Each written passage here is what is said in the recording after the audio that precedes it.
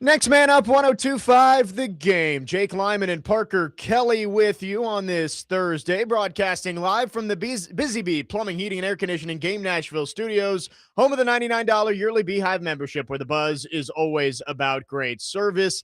It is a TD Thursday. TD running a couple of minutes late, but he will be here any minute now. So excited to have TD back for the first time in 3 weeks. The holidays fell on Thursdays, just so happened.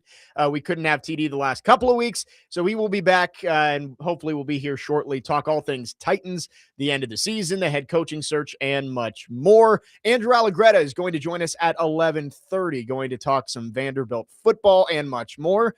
Speaking of Vanderbilt, before TD gets here, Parker, I know you were out there at Memorial Gym last night. The Vandy men, maybe they've played a real good team now. Nate Oates said they hadn't before that game. Vandy 96-90 winners over Alabama, and they are 15-0. Vandy men's and women's basketball are a perfect 30-0 on the season so far. Yeah, and I was thinking to myself last night, they did host a pretty good SMU team. I know SMU lost last night to Clemson. UCF is also ranked. Yeah, and they beat UCF them on the road. Is pretty good. There's some good teams in the Big 12 this year. But, yeah, so that was a good win for them last night. But I also am interested to see what they look like on the road versus other good SEC teams. I do think the SEC as a whole is pretty down this year. It's still pretty safe to say they're the best league in basketball, but they're pretty down. Yeah, and Alabama, Phylon was injured for the second half of that game. They were also missing one of their bigs too. But Vanderbilt just continues to find ways to win. They are 15-0. And looking at their schedule, the next 3 games, there are no easy games in the SEC, but the next 3 are all against unranked opponents. So there's a chance this could keep on running. Next up is at LSU, and then I think they've got Missouri, maybe? LSU, Texas, and then Florida. I guess I'm counting Florida as unranked, but they are the defending national champions. So they just beat Georgia. So maybe I shouldn't be counting Florida in there. But yeah, LSU and Texas both haven't gotten off to great starts this year. So Vanderbilt could keep that going. The Vandy women's team is back on the floor tonight over at Memorial Gym. So if you want to go out there for that, we'd love to have you out there. It is a 6:30 tip against Missouri. Vandy women's team trying to get to 16-0 before 3 straight games away from Nashville. And I know TD is going to be over there, so we'll talk about that later on in the show as well. Here's TD. Turron Davenport has just walked in studio. Excited to have him back. Cameron on the text line says, I noticed you removed the 10 wins as an SEC team gets you in drop from the open. Yeah, that's been gone for a couple of weeks since it stopped, welcome to the show. Since it stopped being true. So yeah, that's been gone since basically the when the selection show came out for the college football playoff. And the college football playoff is back tonight too, Miami and Ole Miss. We're going to talk about that with TD coming up later on in the show as well, because there's a chance the Titans' first-round pick could be on the field tonight. So we will talk about that. TD has joined us in studio. TD, what's up? What's going on? Great to have you back. Yeah, good to be back, man. My apologies, a daggone add oil light on the truck came up and I wasn't gonna risk blowing it up, so right. I said, let me stop and get a couple quarts and put it in for the time. It makes sense. Let's life happens, so make sure you don't blow up the truck on the way in. Yeah, right. Hope you had a very good holiday and happy New Year. It's been 3 weeks since the last time we had a TD Thursday. Yeah. So we've had a few Titans games to wrap up the season. Titans look like they were on the way to finishing strong. We saw the Chiefs game. They were right in it with the Saints, led by 10 at halftime. And then the Jaguars game happened. Cam Ward gets injured on the first drive of the game, and they were outscored 41-0 from there on out. Yeah. What are your thoughts on the way the Titans ended that season? They finished with the same record as last year, 3-14. But I do think, with the exception of that Jaguars game, you did see some growth and some progress down the stretch. Yeah, you did see growth. And honestly, I think the Jaguars are in trouble at that point, because that first drive defensively, Jeffrey Simmons' first play of the game, right? He did what he's done all year. Second best defensive player in the league right now. You know what I mean? So you look at that, but then Cam Ward, he let them down. That throw that he had to Iron Manor, the 39-yard gain on like a 3rd and 10 after a penalty, after a J.C. Latham penalty, yes. And boom, you had that, and obviously the run was really good. And I know people are going to question that run, but it was a classic read option. And it's one of those things where, hey, look, man, you called it. The DN, he crashed, so you got to pull it and run. It wasn't, one where it was like, hey, Cam, you have to run the ball. You read it and you react, and that's the situation. But they ended the season, I think, on a strong note. There is obviously like that loss. It was terrible. Right. They played horrible, but yeah. It's understandable. It shows you how critical of a player Cam Ward is to that team. Right. Because you saw the way they played the previous games. You take Cam out of it and look at the product that was on the field. Yeah, I don't think Cam Ward had a perfect rookie season by any means. We graded him earlier this week, and I said probably a C+. But you could tell that without him out there, and maybe it's just Brandon Allen's really bad, but things fell apart on the offensive side of the ball. And with the skeleton crew on defense that they were running out there with some guys that I did not know existed were in the secondary on Sunday against Jacksonville. It kind of was understandable that the Titans lost 41-7. Brandon Allen only threw for 20 more yards than Cam Ward in that game, despite Cam only playing one drive. Yeah, and that's a tough spot to put Brandon Allen in. Right. I mean, look, he hadn't played all year. I'm not saying he's Nick Foles, right? The ultimate backup, but I am saying it's a tough spot to put him in where this man watched 951 snaps. It wasn't like, so he was just kind of thrown in there, and that's just the way it went, man. And look, it wasn't good. But I think this rookie season for Cam Ward, if I'm the Titans, I'm glad it went that way. Because it's like, all right, you met adversity. You introduced yourself to it at a professional level, and you stood up to it, and you said, you're not going to break me, and you kept going, and you got better as the year went on. Right. The post-bye week, I think you saw a different Cam Ward down the stretch. He only threw one interception after the bye week. He had thrown 6 in the first 7 games or 8 games. Yep. So you did see notable growth from Cam Ward. And good news earlier this week that Cam Ward not going to need surgery on that AC joint sprain, because if it was the grade 3, and we never really got a determination, I don't think, about what specific grade of AC joint sprain it was. Yeah. I know that the report was grade 3, but I would guess if it was actually grade 3, he would be getting surgery. Right. So not going to be getting surgery, which means that he should be available and a full go for most of the offseason activities, which is really important for him as he goes into year 2. Yeah, it is important. And one of the things he did say that I liked was he mentioned how regardless of the injury, it's not going to affect his timeline as far as working on the mechanics, because the mechanics that he's working on is not his throwing motion. Although I think there are some things that he may want to tweak about that. May not do the sidearm throwing motion as often. Wow, that's some jacket that Ryan Clark has on. I'm gonna have to text him about that one. That's a nice one. Like Sherlock Holmes. Yeah. But yeah, I mean, it's all his base and his footwork. Right. So you could do that.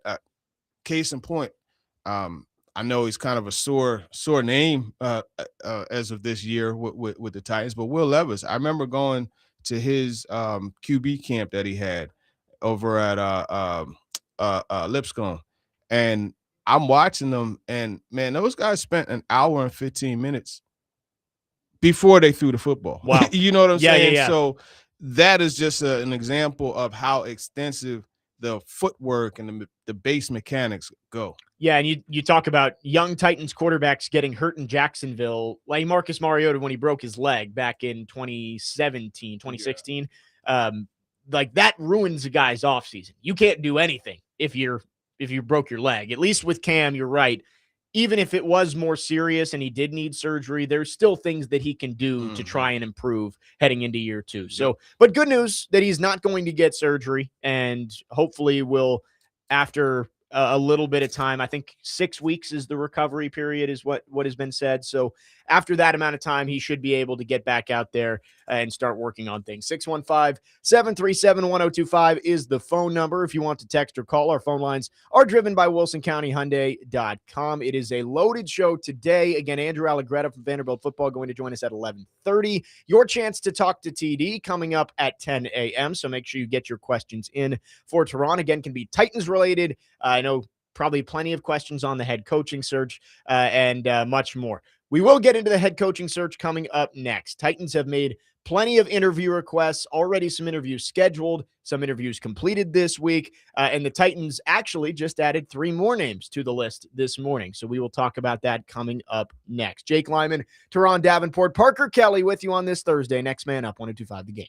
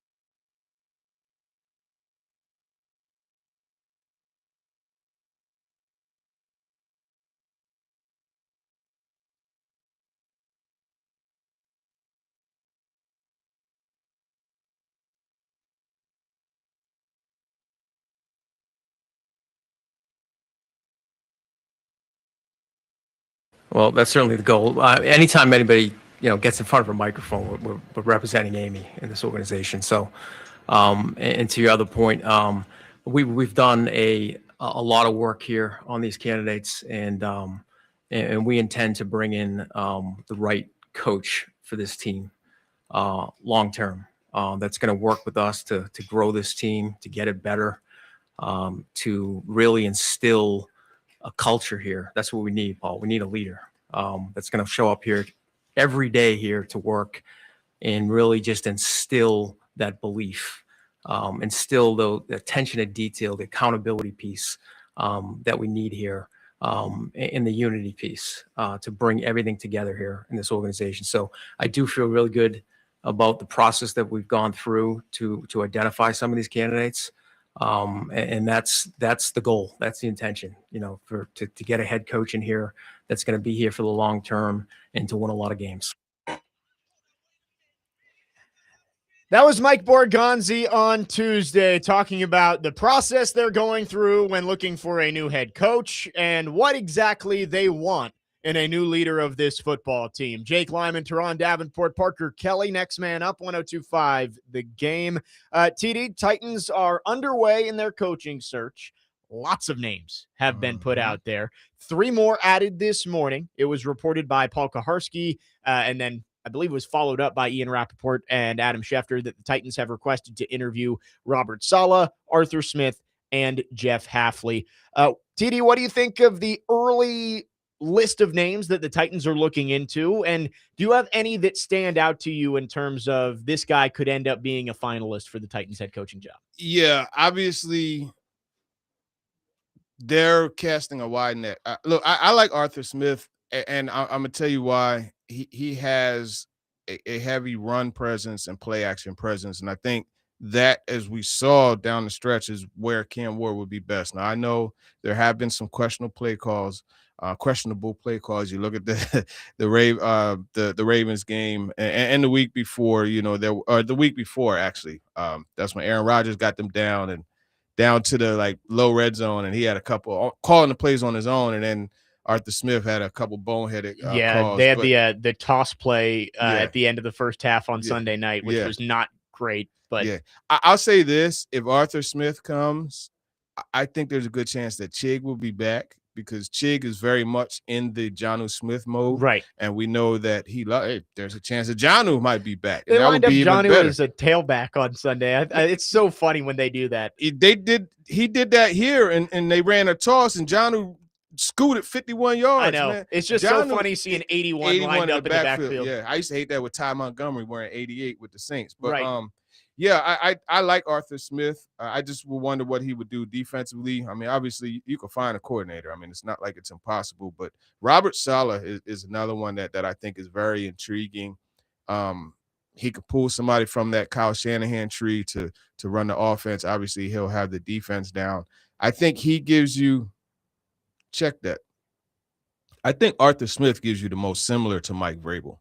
Really? Yes. I guess he spent a lot of time under him. They're very close, too. They're very close. Arthur Smith was the one coach that, I watched the coordinator that I watched that he wouldn't back down from Vrabel. He wouldn't back down from him. And then that being said, though, Robert Saleh is still a candidate I think would be really good, again, because he could pluck from the Kyle Shanahan tree.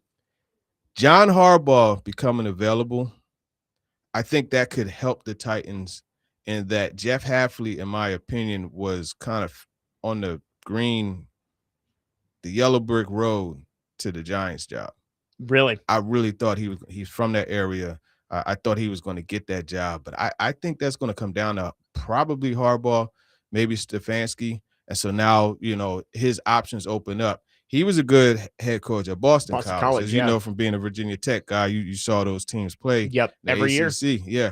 But then you turn around and you just say, okay, what do you want to do offensively, OC-wise? Right. Will you bring it? Now, to me, Jeff Hafley and Matt Nagy would be a good match, right? Because now you have a guy who's a first-time head coach, but you have Matt Nagy, who you could make as assistant head coach and OC, a guy that's been there before, and he could kind of help go through some of the stuff that you don't know yet. Because I remember talking to Brian Callahan, and, there were things he's like, man, you don't really realize how extensive that position is until you're actually in it. And we know that he was very, very intertwined with Zach Taylor in Cincinnati. Right. But, yeah, I mean, look, these 3 names, they're just as good as this is a good mix here. All three of those guys, I think, would be decent hires for different reasons.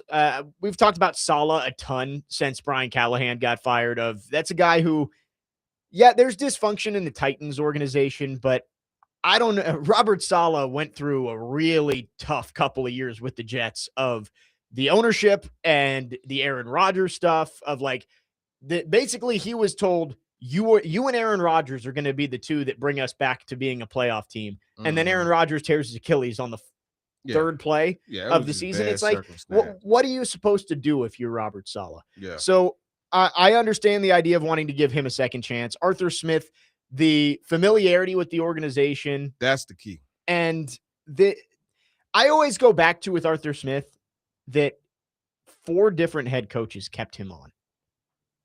It was Munchak, Wisenhunt, Malarkey, Vrabel. All kept Arthur Smith on as he worked his way up from quality control coach to offensive coordinator and then eventually head coach. Yeah. There's something about a guy like that I think he would be adaptable to a lot of different situations, and the connections that he's made, I think, would lead to him building a good staff.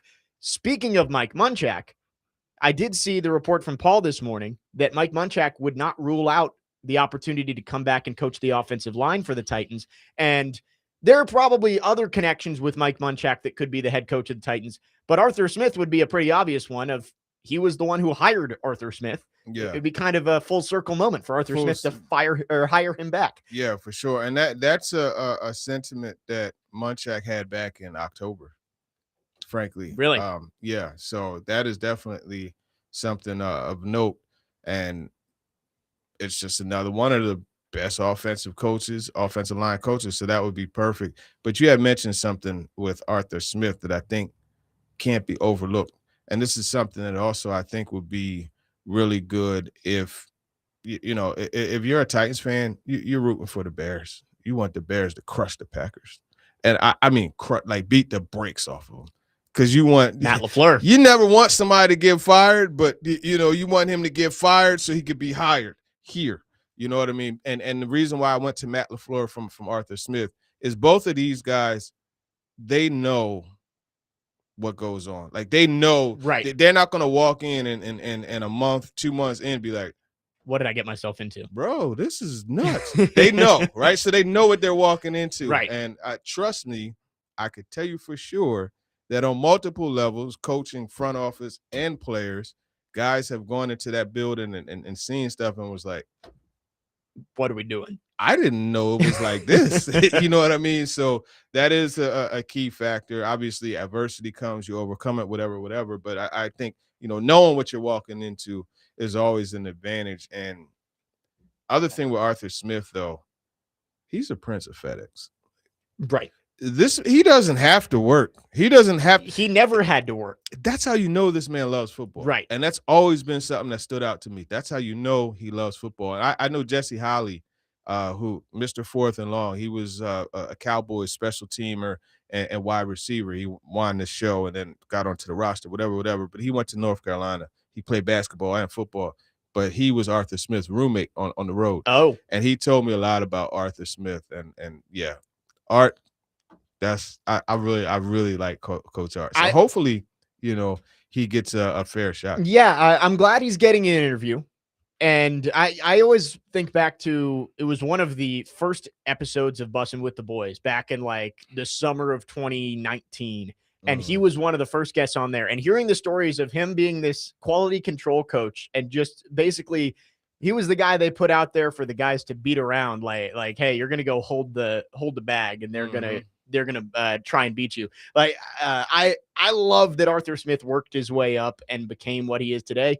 I would not hate that hire. I don't think it would be my favorite hire, but I definitely would understand it and think it could lead to some success for this team. He played O-line at North Carolina. Right. Yeah, and it was funny because I remember the one time they were playing Jacksonville, and I joked with him. I was like, the last time you saw Calais Campbell, you were blocking him in college. Right. And that's crazy. Yeah. That he is been in the league and coaching for 15 years now at this point, and Calais Campbell still playing. Where is he now? He's with the Cardinals, Cardinals. again, He isn't went he? back to the Cardinals. Yeah. And Jeff Hafley, I've talked about him a lot. I think he is kind of a happy medium of everything that the Titans could want. He does have head coaching experience. He has been the leader of a program at Boston College, but I think he also has that higher ceiling because he hasn't been an NFL head coach yet, and you don't know what he could do as an NFL head coach. And it's not like he was fired as the head coach of Boston College. He decided he didn't want to do that anymore. With the way college sports was trending, he decided to jump ship and go to the NFL and be a defensive coordinator. So I think Jeff Hafley checks the boxes of, hey, he's experienced, he's a leader, but he also has that high ceiling of a first-time head coach that maybe some of the guys who have already tried it and failed, you don't really know if their ceiling is as high as Jeff Hafley's could be. Yeah. It's one of those things where you're it's a little bit of a higher risk, but potentially higher return. But maybe less risk than somebody who's never been a head coach at any level, like a Jesse Minter or But even and that's what I'm saying. I'm comparing it to the guy who the retread, so to speak. Right. You know, but then to your point, it is an advantage over the Jesse Minter. I tell you, any of these guys, what they need to do if they get the job, send Mike McDonald the finest bottle of wine and the greatest steak. Like, you know what I mean? Because he kind of reset this whole thing as far as defensive coordinators getting a job, you know what I mean, as a head coach. It's a cycle in the NFL. It's like all the hot offensive guru coordinators are the number one guys for jobs for a while, and then as defenses adjust, then the defensive guys get all the jobs. So I agree. You look at the Titans, the guys that they're requesting, a lot of them are on the defensive side of the ball, and I think if they're going to go first-time head coach, I think it should be on the defensive side of the ball because those guys are the more proven leaders usually on the defensive side. It's less about their scheme, more about their ability to lead a locker room. 615-737-1025 is the phone number if you want to text or call our phone lines, driven by WilsonCountyHyundai.com. There are some retreads out there and some very recently fired coaches that the Titans are looking into. We will talk about them coming up next. Jake Lyman, Turron, Davenport, Parker Kelly, next man up, 102.5 The Game.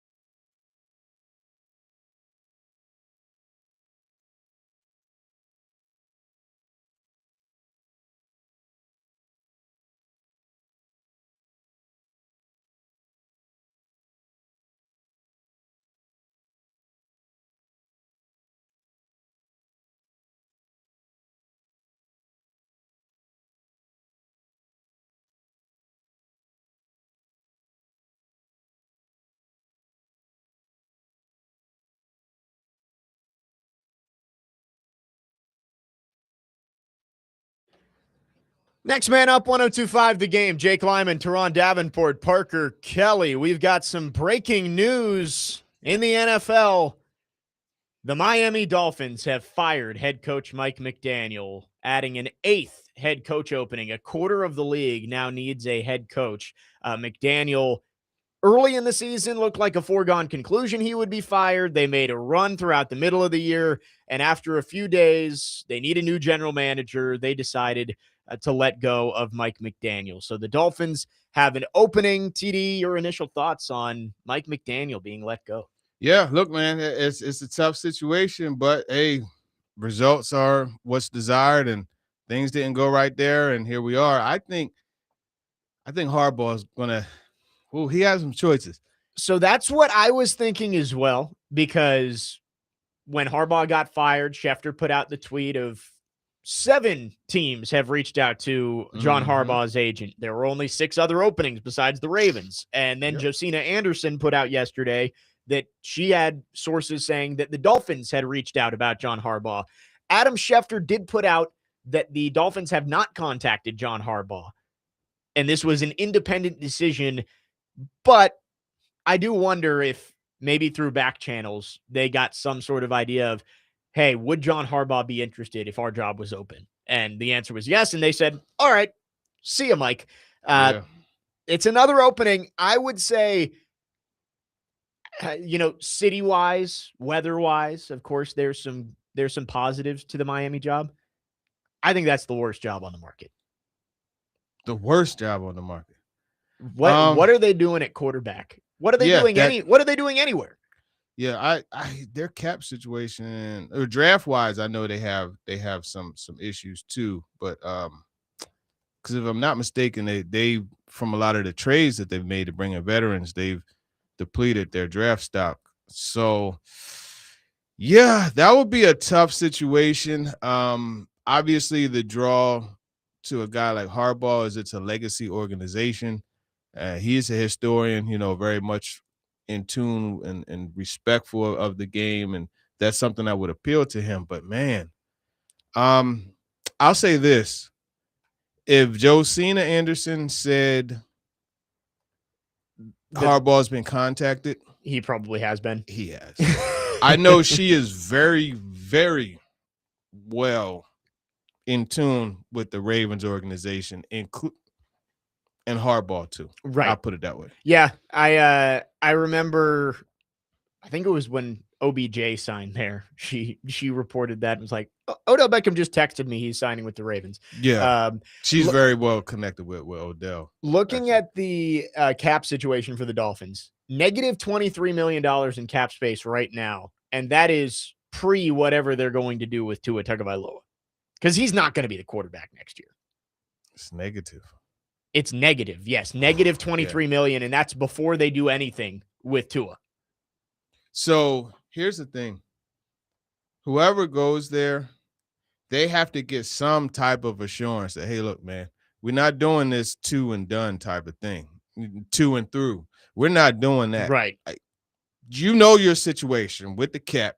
You know your situation with these draft picks. They do. You got to give me some time. It looks like they do have some draft picks. They got a first, a second, 3/3, according to this article from Dolphins Wire on USA Today, and then a 4th, a 5th, and a 7th. So their draft situation this year, at least, okay. So they've been able to rebound somewhat from the trades. But you look at their cap number for next year on Tua is $56 million. Tyreek is $51 million. I get there might be some savings you can get by getting rid of them, but not a whole lot. I think that is the worst job on the market. 2349 says Arizona. I think with Arizona, you at least can look at it and say, I've got Marvin Harrison Jr. and Trey McBride on that side of the ball. You got some weapons. Mm-hmm. I don't think it's a great job. I would say those two and the Browns would probably be the worst jobs on the market. Yeah. But yeah, Miami, I could see why John Harbaugh would want to go there, but I also don't think it's all that attractive of a job. No, I don't think it's that attractive of a job. I think, frankly, I think the Titans rather are one of the best jobs out there. I think I really do. The Ravens are number one. Ravens number one. You get to work with Lamar Jackson. It's a an organization that has a history of being Oh yeah, no, a they're good undoubtedly, ownership, good front office. they're That's undoubtedly number one above and everybody. they have a proven track record of stability. Right. They just a coach was there 18 years. Yes. They've had 3 coaches, since In franchise history. right. Since Ted they moved Marshall from Broda, Cleveland. Brian Billick, and boom, John Harbaugh. So that's the best job.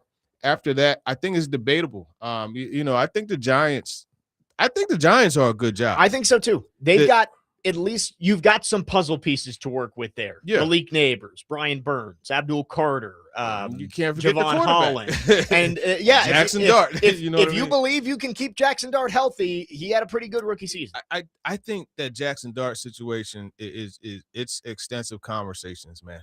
Stop. You're not Josh Allen, right?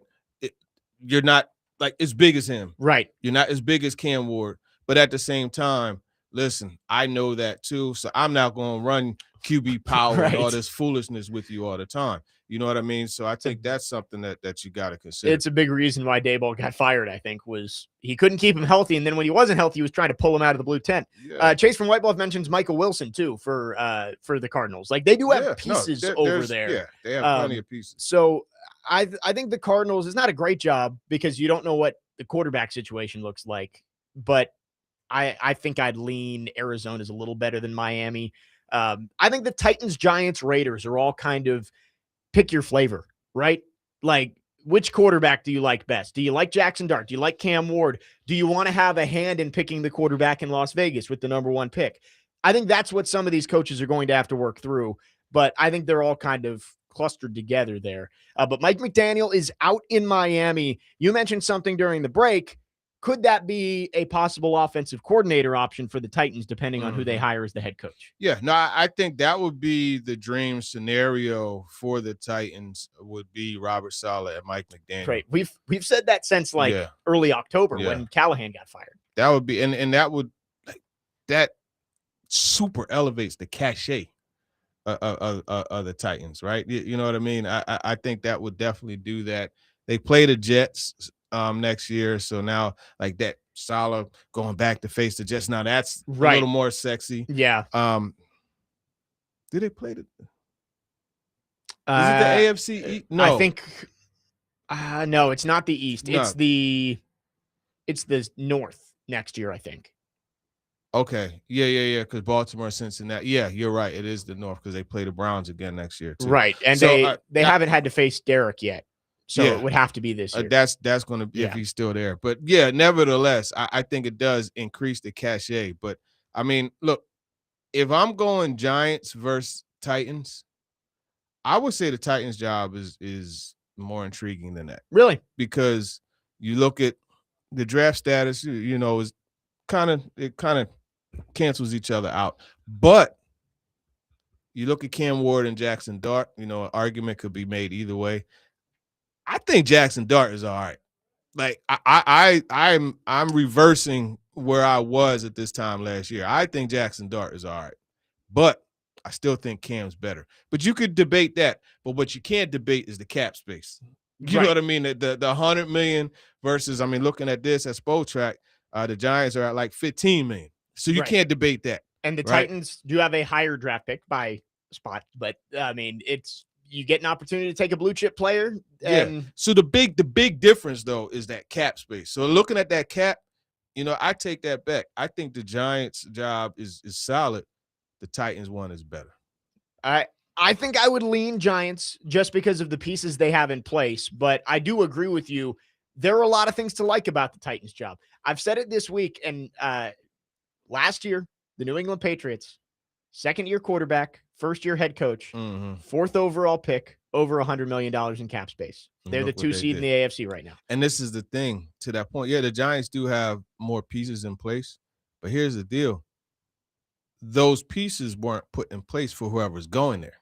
That's true. Maybe they don't like those pieces. As a coach, you're going there and you're like, wait a minute. If this GM hires me, we're going to be in lockstep. So now we're going to be able to bring in the pieces for me.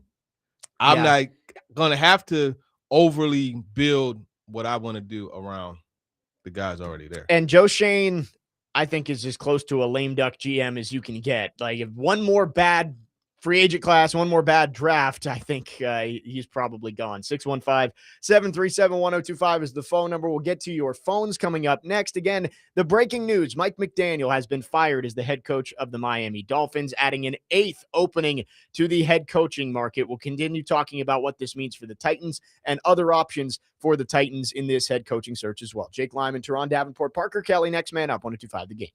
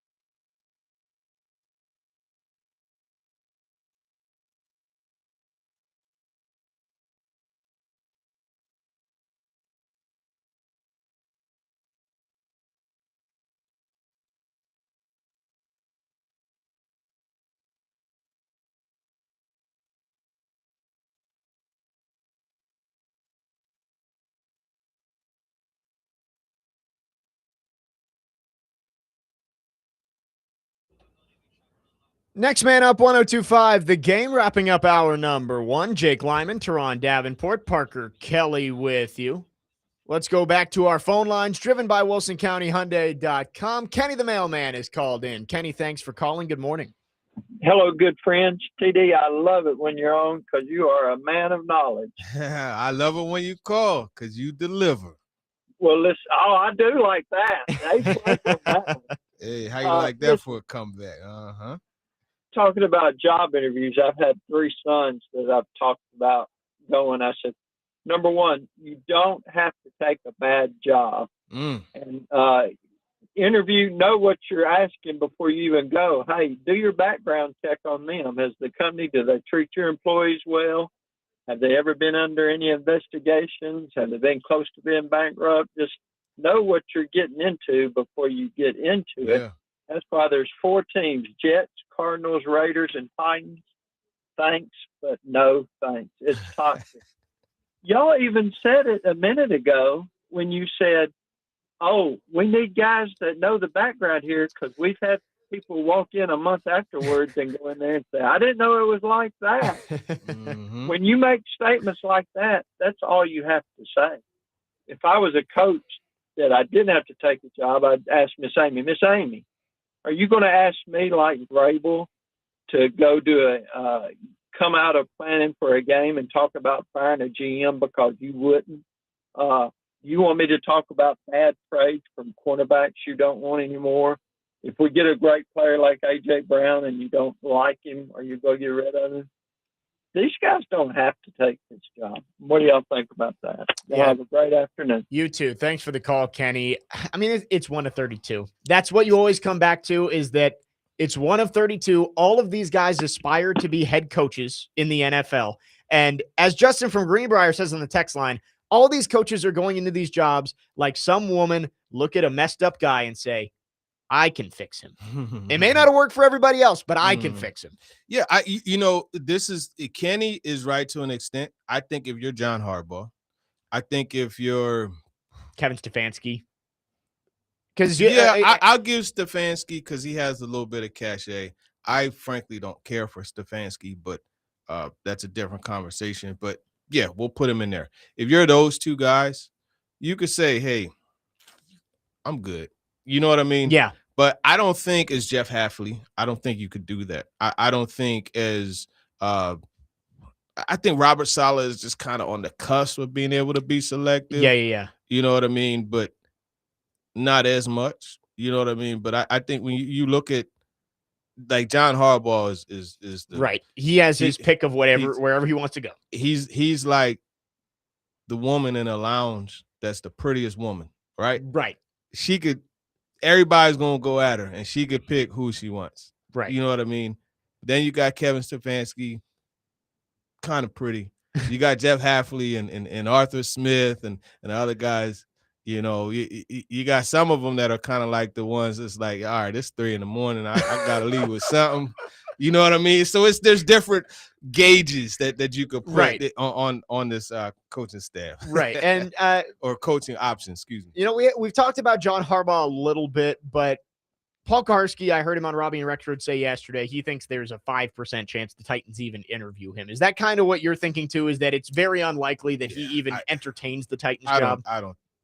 I'm not going to say he's too good for it, but it's just there are just other jobs that make more sense. As I said, he doesn't have to take a job. Right. You know what I mean? And he has the option where he could take the time off and then come back and see what next cycle looks like. He is a little bit older than some of the guys who have done that before. Like we talked Vrabel and Mike McCarthy. They did we're going to take a year off and we're going to see what happens next year. He's 63.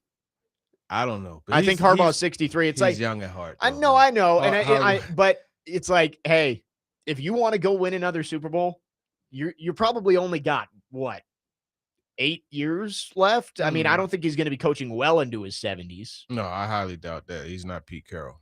Right. So Harbaugh, he said that he's taking this week off to reflect, step back a little bit, and he'll start doing interviews next week. We'll see if the Titans can get him in the building. But again, Paul Kaharski said yesterday he thinks it's very low chances. Yeah. You said you're not a huge fan of Kevin Stefanski.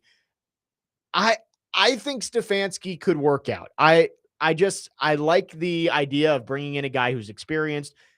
He likes Cam Ward. They said they would have taken him 2nd overall last year. But I do also understand the red flags of things did not end well there this year in Cleveland, and you've got to get to the bottom of why if you're going to hire him. I think he could work out with the Titans because he likes Cam Ward. But my thing is this. The way he handled that Shedeur situation was disgraceful. It was disgraceful. You can't even call the man by his name. Yeah. You are so hell bent on like what's ultimately as a head coach, what is your job? It's to win the ball game. Why the heck are you running wildcat nonsense to try and tie the game? 2-point. Come on, man. Your quarterback's hot. He's hot. Leave him on come on. Yeah. He comes off the field and you don't even talk to him. What are we doing here? Right. Like I understand probably frustration from Kevin Stefanski of that was not who he wanted with that pick. It doesn't matter. But once he's in the building, it is your job to do the best you can with the players you are getting. You coach him. And this is the thing. If as a man, you can't put aside your emotions and whatever issues that you have to accomplish a goal, I can't rock with you. Yeah, no, I just can't do it. I think that's fair. Titans have put out a good amount of interview requests. Another recently fired coach, Raheem Morris, going to be interviewing on Monday. I think possible coordinator hire. Exactly. I struggle to see. He's already gotten 2 bites at the apple. A lot of times head coaches don't get 3, especially right off the bat. Yeah. I wonder if maybe this is more of a fact-finding mission for the Titans to say, hey, if we hire someone else, maybe we want Raheem Morris to come in and be our DC. Yeah. I mean, look, man, I'm not going to say he completely failed in Atlanta. 5-2 down the stretch, or 4-2, whatever it was. Like, he did a solid job. But they have they're gutting everything. It's a restart. You know what I mean? He just Matt happens Ryan's to be the coming collateral in. damage. Yeah. Right. McKay's going. Right. You know what I mean? So on and so forth. But this Raheem Morris interview, in my opinion, is the Matt LaFleur interview for head coach job. Right. In When 2018. Vrabel was hired. I think that's really what it is. I agree with that. I think the Titans have a lot of interest in him as a possible DC. Last interview that we'll talk about here before we go back to the phones. What do you think about the Jason Garrett interview? Like, is that, I know that it's been put out there that Mike Borgonzi's brother coached under Jason Garrett in Dallas. So maybe it's just a courtesy interview like that. But that's the one that was kind of shocking to see, because I didn't think that he was going to be even close to a candidate this cycle. And the timing of it made it worse. So John Harbaugh gets fired and Titans fans are going crazy saying, we need to go get Harbaugh. And then 30 minutes later, the Titans have requested or are planning an interview with Jason Garrett. Yeah. Well, look, man, and we talked a little bit about like content creators in the Titans field. One guy that I really like is Charles Barnes. Yeah. And Charles made a great point. It's funny because we were talking about this not yesterday, but the day before, about Don Coryell, right? Chargers coach. I mean, he used the digit system. I played in it for 2 years in college, and there's a lot of vertical passing. Yeah. Right. And when I say the digit system, like the calls, you know, it could be like, you know, whatever the terminology is, trips right, 989, right, which is, you know, a go route for the inside, right, post go route. You know what I mean? Yeah, like it's 9, digits, 8, 7, so it's easy to right. catch. But the point is, a lot of it is very much oriented on the vertical passing game. Right. That's why Dan Fouts was throwing for 4K back in the 80s, bro. He was killed with Wes Chandler and Stanley Jefferson. Man, they were killing it. But anyway, Jason Garrett has ties to that. Okay. And Charles Barnes, very wisely, he's one of the few that caught that. And that's what he posted. And he's 100% right. So I say all that to say, vertical passing game, guess who it matches? Cam Ward. Your vertical passer. Yeah. So I think it's more than just a favor interview, and shout out to Charles Barnes for mentioning that, because he's 100% right. It'll be interesting. The blowback would be astronomical if Jason Garrett ended up getting this job. But here's again, the thing. It's like, why are we acting like Jason Garrett, like this organization is too good for Jason Garrett? Why are we doing that? I understand things didn't end well with the Cowboys, but he had a nice run with them. Was there for 10 years. I think the connotation around Jason Garrett it's similar to Mike McCarthy, right? Like the way things ended, you view him differently. We went through it yesterday with Corey Curtis, that John Harbaugh and Mike McCarthy have almost identical records. Same amount of years in the league. Harbaugh has 6 more total wins and 1 more playoff win. They've both won 1 Super Bowl over 15 years, or almost 15 years ago for Harbaugh. But you talk about Harbaugh like he's a slam dunk home run hire, and a lot of people don't want Mike McCarthy. It's like sometimes it's more just how you're viewed than what you've actually done as a head coach. Mm-hmm. Yeah, most of the time. Right. Is how you're viewed and what you've actually done. You know, but I mean, if you look at Jason Garrett's track record, and one other thing that I think stands out, and I know people who haven't played are going to push back on this, but having played that position is important. I don't know if you saw Mike McCoy's presser. Was it? I think it was Monday. Yeah, he did. He did one on Monday where he spoke about having played the position and being able to say, hey, look, man, like I understand how you could not see that guy. Because remember, everybody had the big fuss about when Will Levis threw the interception, Manny Agba dropped back, and everybody's like, how the heck did you not see him drop back? Right. And pick it against off the Dolphins. against the Dolphins.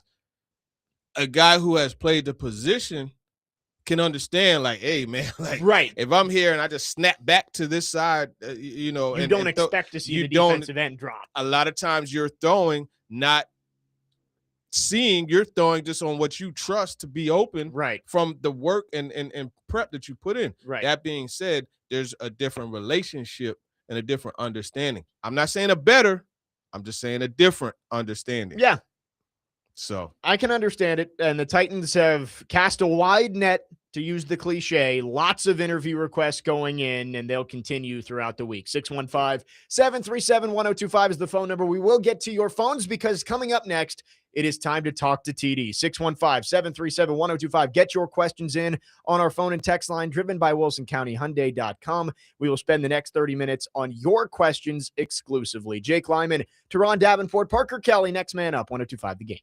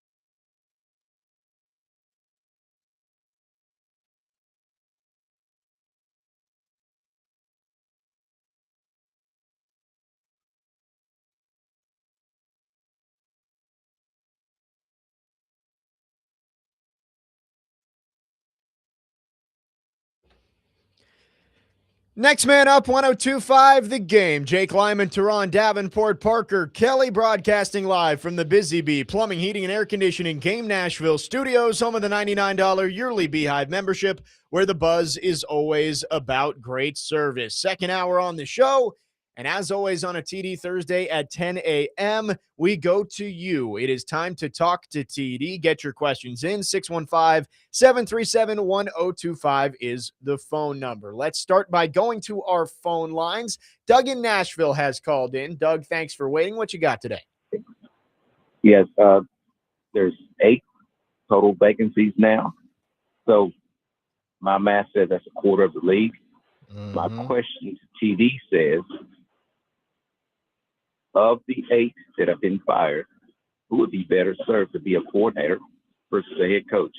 And just to add this in, NFL football coaching is the only place I know where you can get fired and it doesn't affect your resume. You got a chance to get a job. So give me what you got on that. Dougie Fresh, I like that. I would say, I hate to say it because I hate the way things ended for Raheem Morris, but I'm going with Raheem Morris and McDaniel. and Mike McDaniel. Yeah. Those to me are the candidates that I think would be better as coordinators. I think, yeah, that's what I would go with. I would go with that. I think Callahan probably is going to need to take a year off. Just the way things ended here. Same with maybe Brian Daboll too. I haven't seen much buzz for him at all. Maybe he gets an OC position, but yeah, out of those, I think Stefanski's going to get a head coaching job. Obviously, Harbaugh's going to get a head coaching job. Trying to think of the other ones. Gannon maybe needs a year off, and then I'm missing one. Pete Carroll's going to retire. Yeah, I cannot see any, and maybe he gets one of the like assistant to the GM roles or something like that in the front office, but I think he's done on the sidelines at the very least. Yeah, I think he's done on the sidelines, man. I mean, the man's 72, right? You know, yeah. And the funny thing is, you still see him out there. He's throwing the ball with every bit of his body, man. He's like throwing the ball during practice and stuff like that. But yeah, it's pretty much over for him.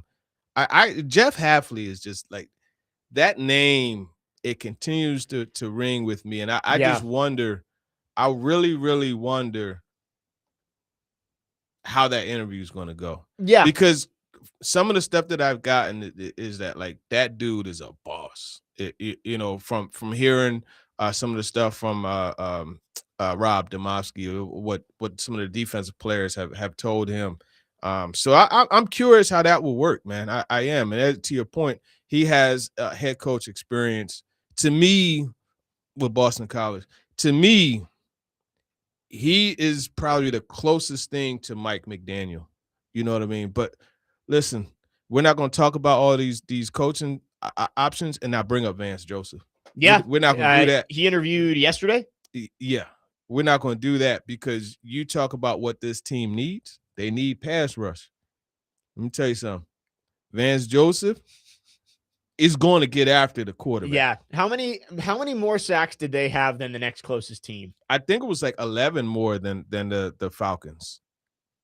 Let's see. And also, crazy the Falcons got that many sacks, by the way. 10.5 by the rookie. Yes, you're right. It was 11. The Falcons had 57. The Broncos had 68 this year.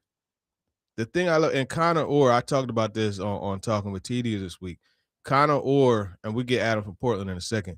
Connor Orr from SI, great story on Vance Joseph. If you get a chance, go just type in his name on the X search or his name and Vance Joseph on your search, and you'll find it. But one of the things he talked about is the way Vance Joseph messes with quarterbacks.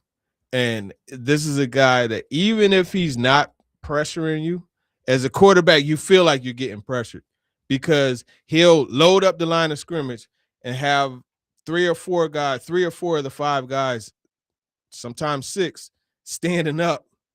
And you're like, oh, shoot, they're about to bring the house, right? You got your built-in check. Yep. Like what happened to Levis, right? You got your built-in check against the Dolphins. And you're like, oh, I know if that pressure comes from this side, I got to go to my slant because he's going to replace where the pressure's coming from, except that pressure that's coming, you got somebody dropping right back into the lane. Right. Or sometimes the pressure doesn't come at all and he just sends 3 and you got 8 in coverage and your clock is sped up. And you're like, oh, shoot, I got to throw.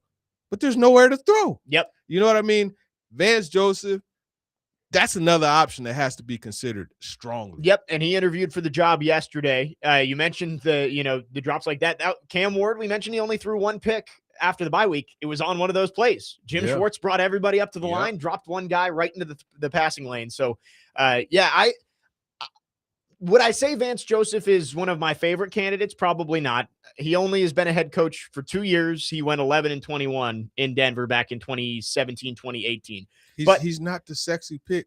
Right. But if he could come in here and get the right offensive guy, I mean, he could pull Davis Webb with him. Right, I was about to say that. Davis Webb is one of the hot coordinator names, despite being only 30 years old. It's nuts to me because I just remember a few years ago, he's a backup quarterback that couldn't do anything with the Giants. I mean, you know what I mean? It's like Kellen Moore. Yeah.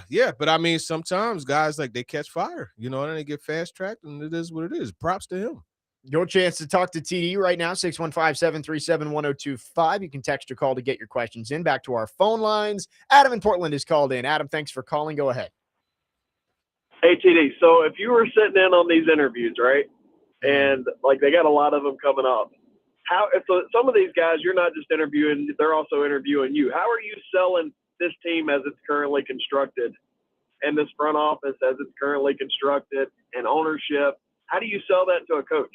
Because a lot of that, man, it feels – I don't even know how many good players we have. How many good players do you think we have on this team? Is it like 5? Is it 3? Like, I don't know, man. Like, I'm just trying to see how you would sell. Because, I mean, if we're one of 8 jobs, we're probably on the back half of the jobs as far as, like, likability. I don't know. If I'm being honest, I love my team.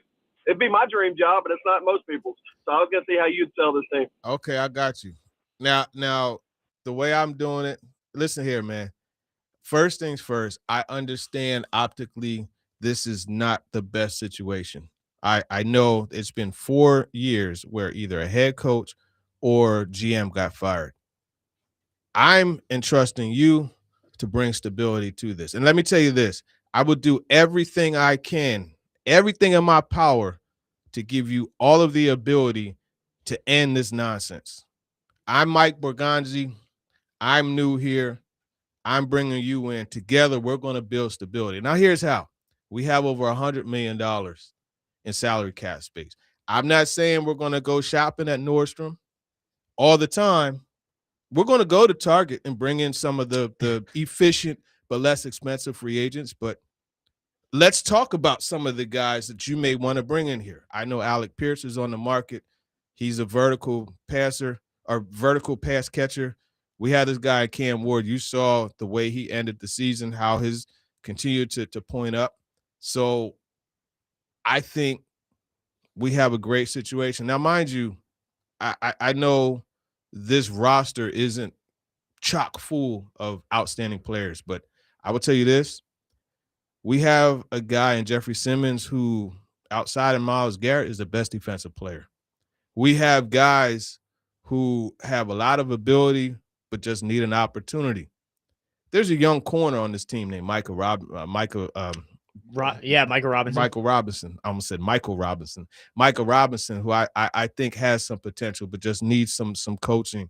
We have a very good young safety in Amani Hooker who's locked up for a few years. So when you look at everything that we have going, this is an opportunity where I know, again, the roster is not full of talent, but this is a blank canvas. And I'm giving you some of the markers along with me, and we're going to paint this picture together. And let's just go out and do something that hasn't been done here. This organization has never won a Super Bowl. Together, we win a Super Bowl. Guess what? We become immortal in Nashville. And, oh, by the way, just to add one thing to it, the state of Tennessee does not have state taxes. I could tell you firsthand from this past year, that is a beautiful thing. That's the way I would sell it if I was Mike Borgonzi. And you didn't even mention having a top 5 pick in the draft too, which is another. Well, that's going to come when he says, "Is there anything else?" You always got to leave one in the pocket. That's true. You got to leave one because they always say, "Okay, well, I mean, I'm impressed, but what else?" Oh, well, I did fail to mention we have the number 4 overall pick and a high pick in and each the of the number following 35 pick as well. Yeah. Hey, Mike, Chad, you guys are listening, man. I got you. Let me be in one of the squares TD can be on the you know what I mediator mean? there. Nah. I speak for Mike Borgonzi. No, I think that's it. The Titans' job is not perfect by any means, but you're right. There are things that you can sell to these candidates. If they have multiple offers, I think the Titans at least have a fighting chance to tell them, hey, this is where you want to be. And I was just thinking about this too. I know the dysfunction is the big red flag when you look at this Titans job. You say 4 straight years, either a GM or a head coach got fired. Could you maybe look at it the other way and say they haven't been patient? They're getting, run through the mud for not being patient. Maybe they're going to have a little bit longer leash for this group because they don't want to get the reputation of having a quick trigger and firing every single person. Maybe there's a little bit of a longer leash for whoever gets hired this time as the head coach. Yeah, no, without a doubt. And I think that's a part of the, hey, look, man, like, I'm not trying to be a part of that. I know you're not trying to be a part of that. So together, let's end it, Right. So maybe that's something that they could sell as well. The Titans, just as much as they're having these candidates sell themselves to them, they have to sell the job to the candidates. Yeah, that's a great question by Adam great job, Adam. Great And we question. got TD's. You didn't quite have the Boston accent for Mike Borgonzi there. I would have loved some more ideas. Listen, the job is wicked hard. 615-737-1025 is the phone number. We might have to extend Talk to TD here because we've got lots of questions on the text line. Let's keep it rolling. We got at least one more segment. Maybe we'll do another. We've got a few on the phone line, lots on the text line. We will get to that coming up next. Jake Lyman, Turron Davenport, Parker Kelly, next man up, 102.5 The Game.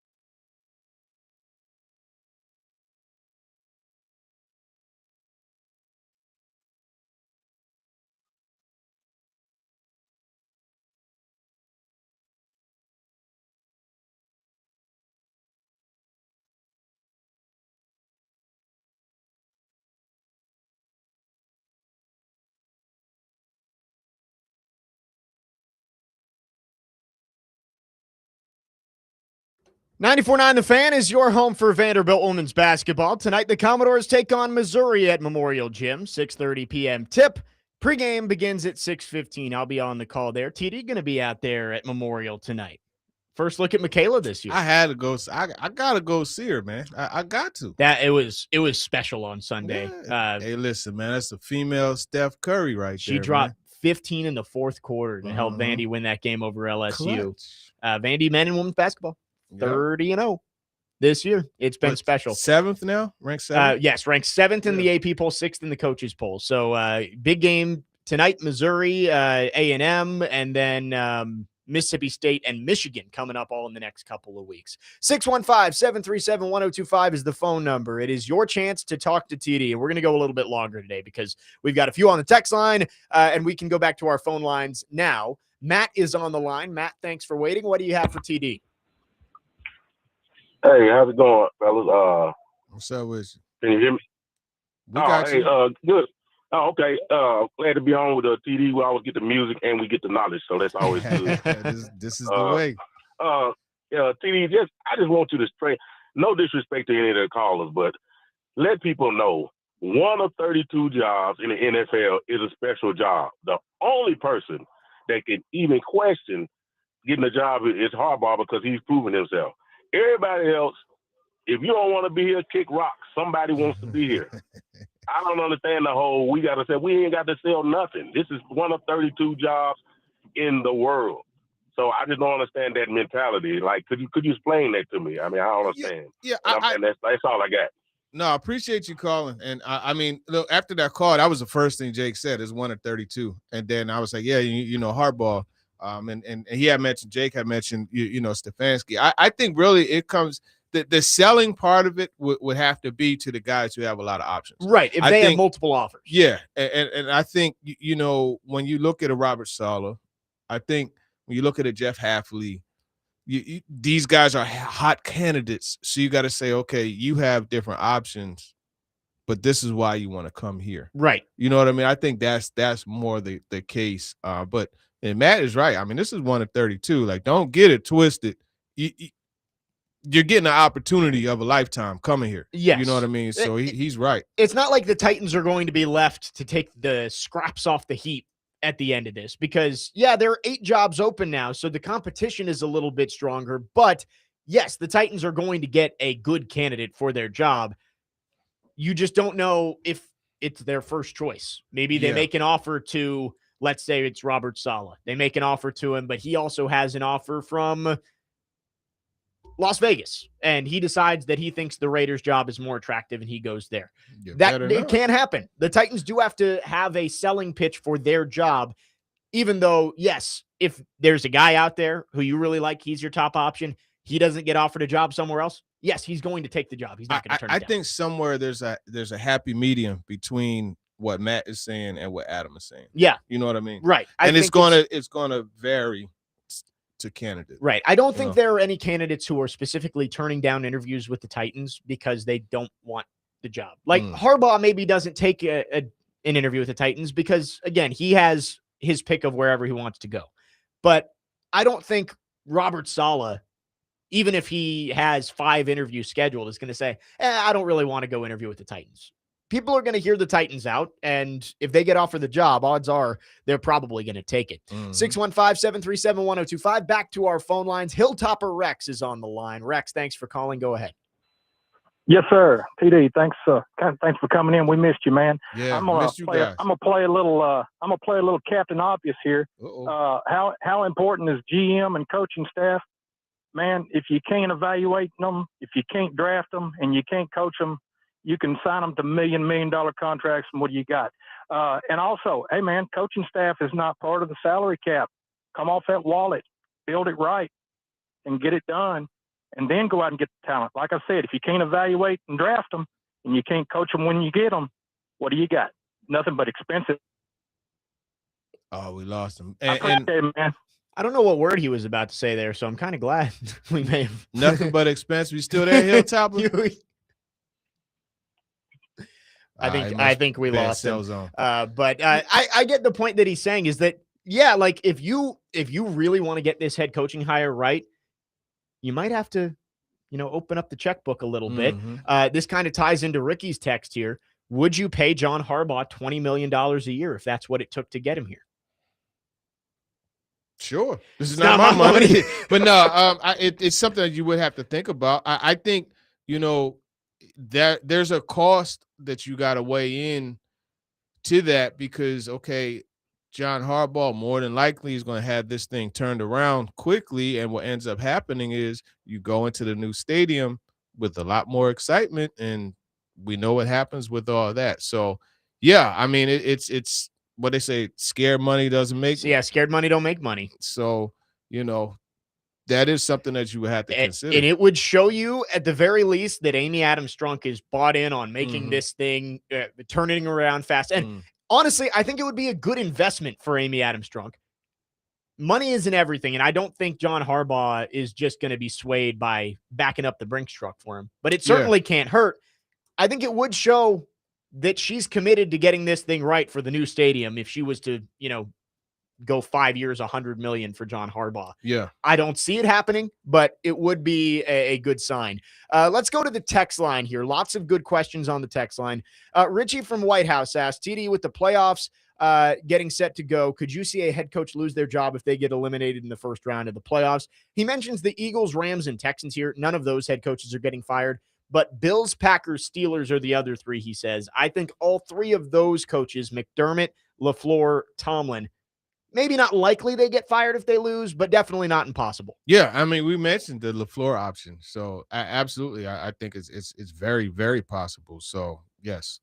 Skylar with a question here, and this is a good one.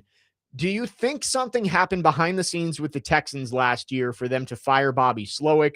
I don't understand how he made Stroud look the way he did his rookie season, had head coaching talk, and then they fire him after that season last year where Stroud was hurt. Do you think maybe Bobby Slowick gets some offensive coordinator buzz? Maybe that could be an option. The Titans did interview him a couple of years ago when they hired Brian Callahan. Yeah, I mean, that's very possible. OC buzz for Slowick. What I heard though was there were issues just with leadership and those things. So I mean, when it comes to a head coaching job, right? Yeah, you can't have that. But that's all.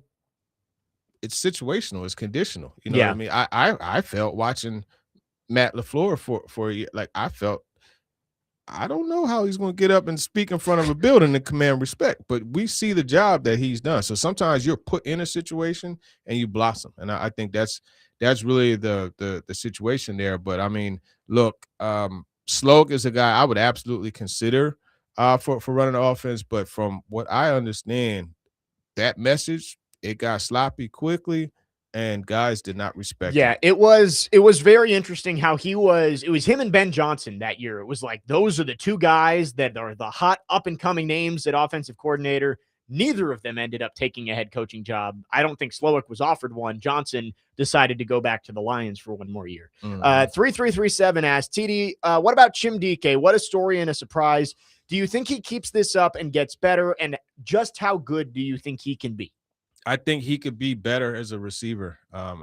Look, it's imperative, and that's another selling point, actually, to get back to earlier.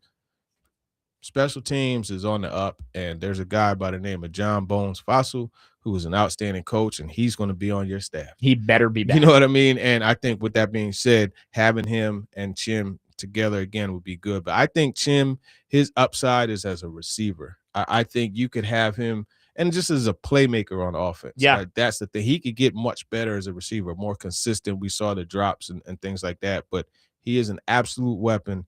If I'm whoever the OC is, listen, you line Chim, make him number one on whatever side. You motion him to the slot and just have him run that deep over. Yep. Get that advantage. He's in motion, so it's a lot harder to get the jam on him, and just have him run that deep over and play action off of it, boot cam to that same side he's running to, and just enjoy the big play.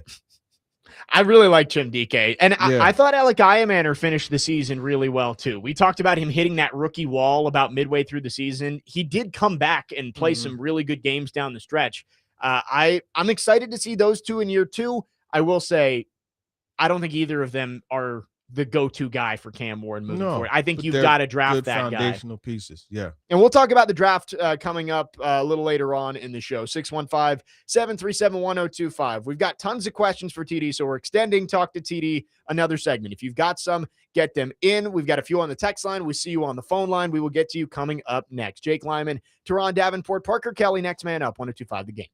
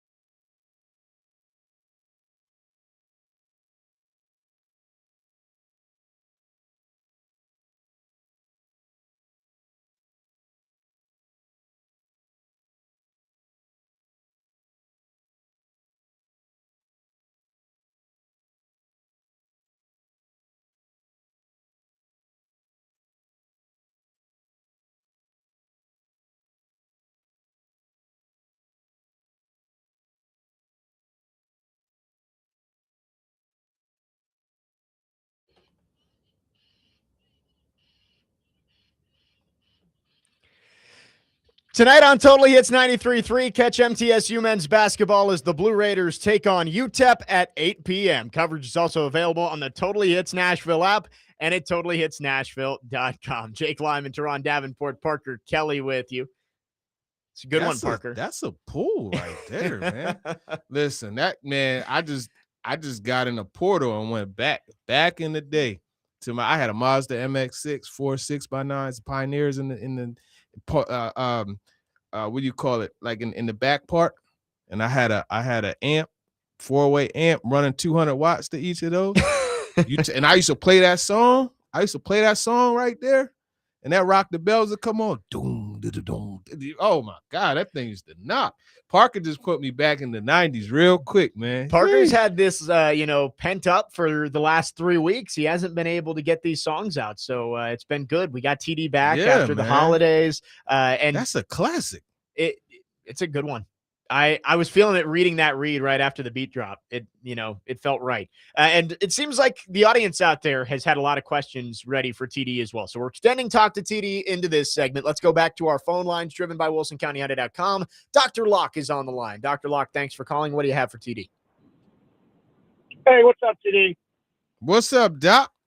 Can we rock? Hey, so, yeah, absolutely. Hey, so to me, it's pretty simple, right? Everything in the world revolves around money. You have to have a budget, and then you have to go after a budget. And I don't think we've quantified the budget. So what it's going to take to get Harbaugh is, you guys know what Harbaugh made last year. He made $18 million. He's not going to make less money. You know what we were paying Callahan? We were paying him $3 million, right? When Bud Adams was alive, his nickname was Bottom Line Bud. We are a budget-oriented team, always looking for the low-budget option. So when Denver wanted a coach and they wanted Sean Payton, they gave up a first-round draft pick, and they're paying Sean Payton $18 million. But look what he did. He came from New Orleans to Denver, and within 2 to 3 years, he's got them as poised as the number one team seed in the AFC. But what it's going to take for a top-tier coach is $18 million. Now, if the budget is $13 million, we can stop talking about Harbaugh, and you can get a Steve Spagnuolo. Steve Spagnuolo is making 13, 14, 15 million. You offer him 15, and you probably got Steve Spagnuolo, best defensive coordinator, Hall of Fame defensive coordinator, all the Super Bowl rings with Kansas City, the connection with Bargatze. It flows, it works. That budget's 15. If the budget's $8 million, well, you got Robert Saleh. He's making $5-6 million. You can offer Robert Saleh $7-8 million, an extra million or two. He'd leave the Jets. Stefanski, he would jump for $5 million because he was making $3.5 million with Cleveland, and he was at $3.5 million. He was grossly underpaid, and he's got a little bruised. A couple of bad coaching decisions. I think he went for 2, and there was some questionable thing I saw a couple of weeks ago. So he's collected a couple of bruises this year, but still a steal at $5 million. But what is the budget? The first thing, if I'm a reporter, if I'm in the media, and I've got a chance to ask Bargatze a question, the question is, what's our freaking budget? If our budget's $10 million, that's what we want to spend for a coach, that's fine. But I'm not going to go back to my radio station and even mention the word John Harbaugh, because he's not even looking at taking an $8 million cut. The Giants will pay him $20 million in 30 seconds. Yeah, look, I get what you're saying, but I could guarantee I'll put my vet and the Hummer on this one. There's no way if Borgonzi was asked what the budget was that he would tell you. I guarantee you. So to me, asking that question is wasted breath. Yeah. You know what I mean? So I wouldn't even do that. But if he would say that, then that would be a great tool to have. But he's not in any way going to eliminate options. You know what I'm saying? And say, hey, because you want the Jeff Hafleys, the Robert Salehs, right? The candidates, you want them to know, like, hey, look, Harbaugh is lurking over this. You know what I mean? You don't want to eliminate your negotiating right. power. You don't want to feel like you're a second-tier franchise, and that, like, even if Harbaugh wanted to come here, we couldn't pay him enough to do it. And I would think that Amy is not going to hamstring them in that process. At least I would hope. And maybe it's one of those things. And I want to know, would you think this is the right move? Let's say John Harbaugh decides he wants to come here, but he says, yeah, it's going to take $20 million. I'm not taking a pay cut. I want to be paid at the top of the market. I've won a Super Bowl, all this. And Mike Borgonzi goes to Amy and says, hey, if we can get $20 million a year for the coach, we'll spend $10 million less on players this year. Is that worth it? Or do you think that the Titans should, just stick to whatever their budget is for the head coach? No, I think you stick to what your budget is, and you just, if John Harbaugh's not in your budget, you don't waste your time interviewing. I mean, I guess that's true. At the same time, I'm not going to say he's out of the Titans league, but there are other jobs that are going to be more attractive to him. Okay, yeah, sure. Shoot your shot, because, you can't make a shot if you don't shoot it. But at the same time, I don't think it's a likely option. And so dial in on the candidates that you've researched and taken as the top options and pick from there. And I guess I get what he's saying, though, I would hope that if John Harbaugh was seriously interested, that Amy wouldn't say, no, I'm not paying him that much. Yeah. That I think she would have to know that the investment in an established head coach who has proven to be a consistent winner, I think would be worth it no matter what you're paying him. Chase from White Bluff sent this in earlier, and he was begging for an NBA segment. So, TD, want to get your thoughts on the Trae Young trade from last night. Trae Young goes from the Hawks to the Wizards for 34-year-old CJ McCollum and Corey Kispert. Thoughts on that? You know what that is? It's that Spider-Man meme. When they're pointing at each other. He went from one situation to basically the same situation. The Wizards have actually started to figure things out, though, in the last couple of weeks. The Hawks have figured things out, and and you see it just goes back down to earth. Like, if I'm Trae Young, I'm like, God, dog, man, like, why couldn't I have been traded to Boston or to, Philly, or to get traded to a team that can has a history of building. Yeah. That's a move. Essentially, it's a lateral move. It's like, going from offensive coordinator to offensive coordinator. Yeah. The Wizards, I believe, have won 7 out of 10, but they are still 10-26 this year. So maybe things have slightly turned a corner. Back to the text line here. Let's see. Trevor says, Charles Robinson said this morning with Rexford that he believes Harbaugh would want control of the 53 at his next stop, if I'm remembering correctly. And that's based on what? Right. What is it based on? I guess it's just based on hey, if he can ask for it, he probably will, which he could ask for it. He has the pedigree to be able to ask for it, but he never asked for it in Baltimore, at least that we know of. Yeah. And I mean, see, and that's, and when Ozzie Newsome, let's move to the next. Yeah, that's fine. I was going to say, when Ozzie Newsome retired, Harbaugh probably could have easily said, I want to have control of the 53, and he didn't. So I don't know. Let's see. Last one. Keegan, asking about Brian Flores, that the Ravens have requested an interview with him. Do you think the Titans would look into Brian Flores? I would love to see him in Baltimore. Yeah, I think that'd be a good fit. That would be awesome. Yeah. I would love to see that.